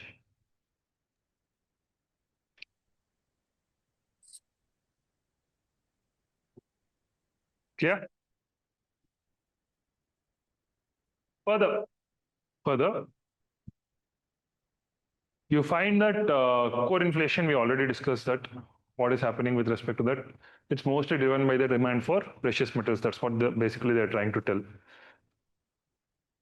Now, in terms of agriculture also, as I told you, see vegetable prices have massive deflation due to supply chain corrections, stocking, all those things have happened. Pulses also, inflation easing is happening because of the buffer stocks, all those things that are happening. And spices also, you have 18 months of consecutive deflation. And there are even profits. That's what I'm telling, because procurements are happening at better prices. Profits are there, better managed. More production, but less cost. Yes. Buffer stocks are being created mainly. And even exports are happening, but not to the tune as expected. See, cereals record high production, Oil seeds. See, this will get tested only when we have a El Nino year. When there is an El Nino, that is the year all these things will get tested. How resilient is our Indian agriculture? Right now, we have sown the seeds, we have done some mechanisms, buffers have been created. But if you are going to have an El Nino, then you are going to know what is going to happen. Hopefully, it doesn't happen, El Nino. I'm not hoping for it, but the resilience is tested during an El Nino. So terms of trade, already we have discussed the terms of trade where, manufacturing prices, how they have moved from 1.65 to 0.65. Terms of trade, inflators. And one more thing that you observe is, because the prices of food is stabilizing, rural inflation is also coming in check. In general, you always find that rural inflation is more than urban inflation, because in rural inflation index, food weightage is more. Right? When you take the case of rural inflation, the food weightage is more. But because the food prices have, crashed, see here, you find that they have decreased. Right? And rural consumption has been spurred because of the space that it saved. You find that rural consumption activity has increased a lot. Lot of content to take in. And another thing that it just mentions is, wherever you find that there are higher wages, especially you find the South Indian states, Kerala and Tamil Nadu, Lakshadweep, to have higher wages, you also find there is higher inflation. Wages are always linked with inflation. Higher wage rate, higher inflation. Right.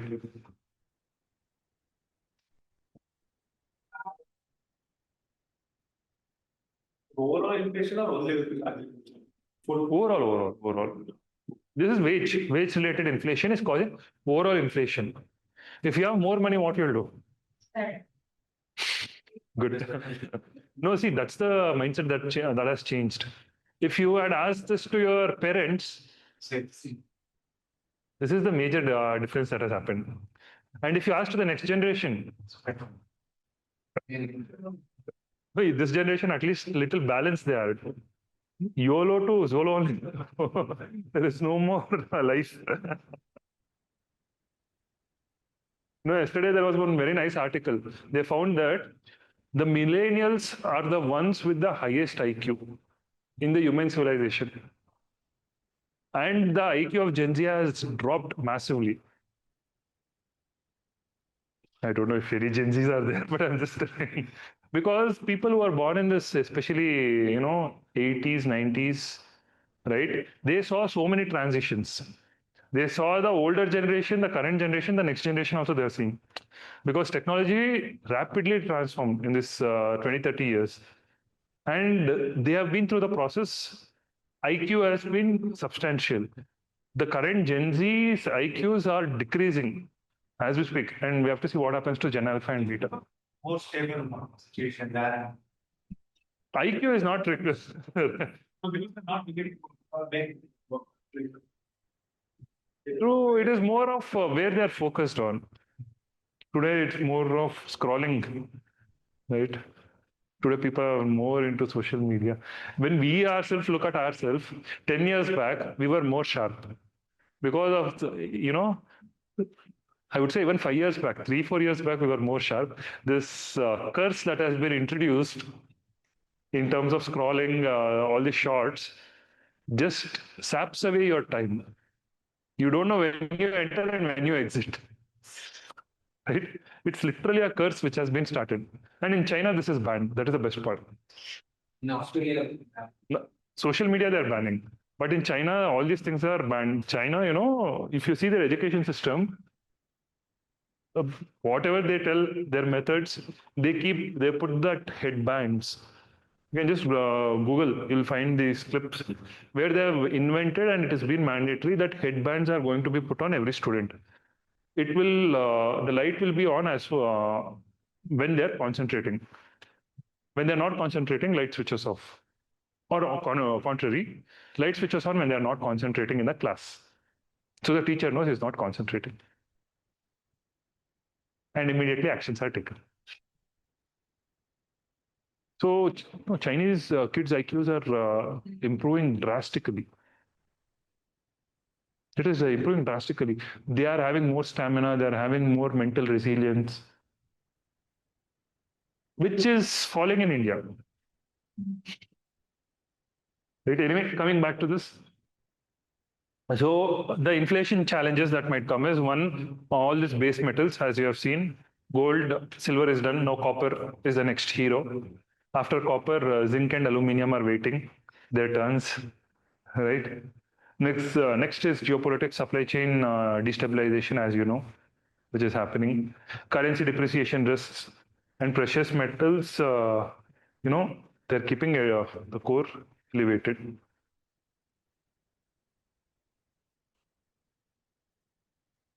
So this is your conclusion, future ready, base metal risks. We are done with the 4 chapters. I'll share this PPT. You can go through. I've tried to make it as colorful as possible, right? Data representation, everything, so that you tend to remember. I feel that visual are more appealing. And next, we will start with the second factor, Indian economy. Other, you can say, GDP, agriculture, industry, infrastructure, both the budget and economy will get mixed. Economic survey.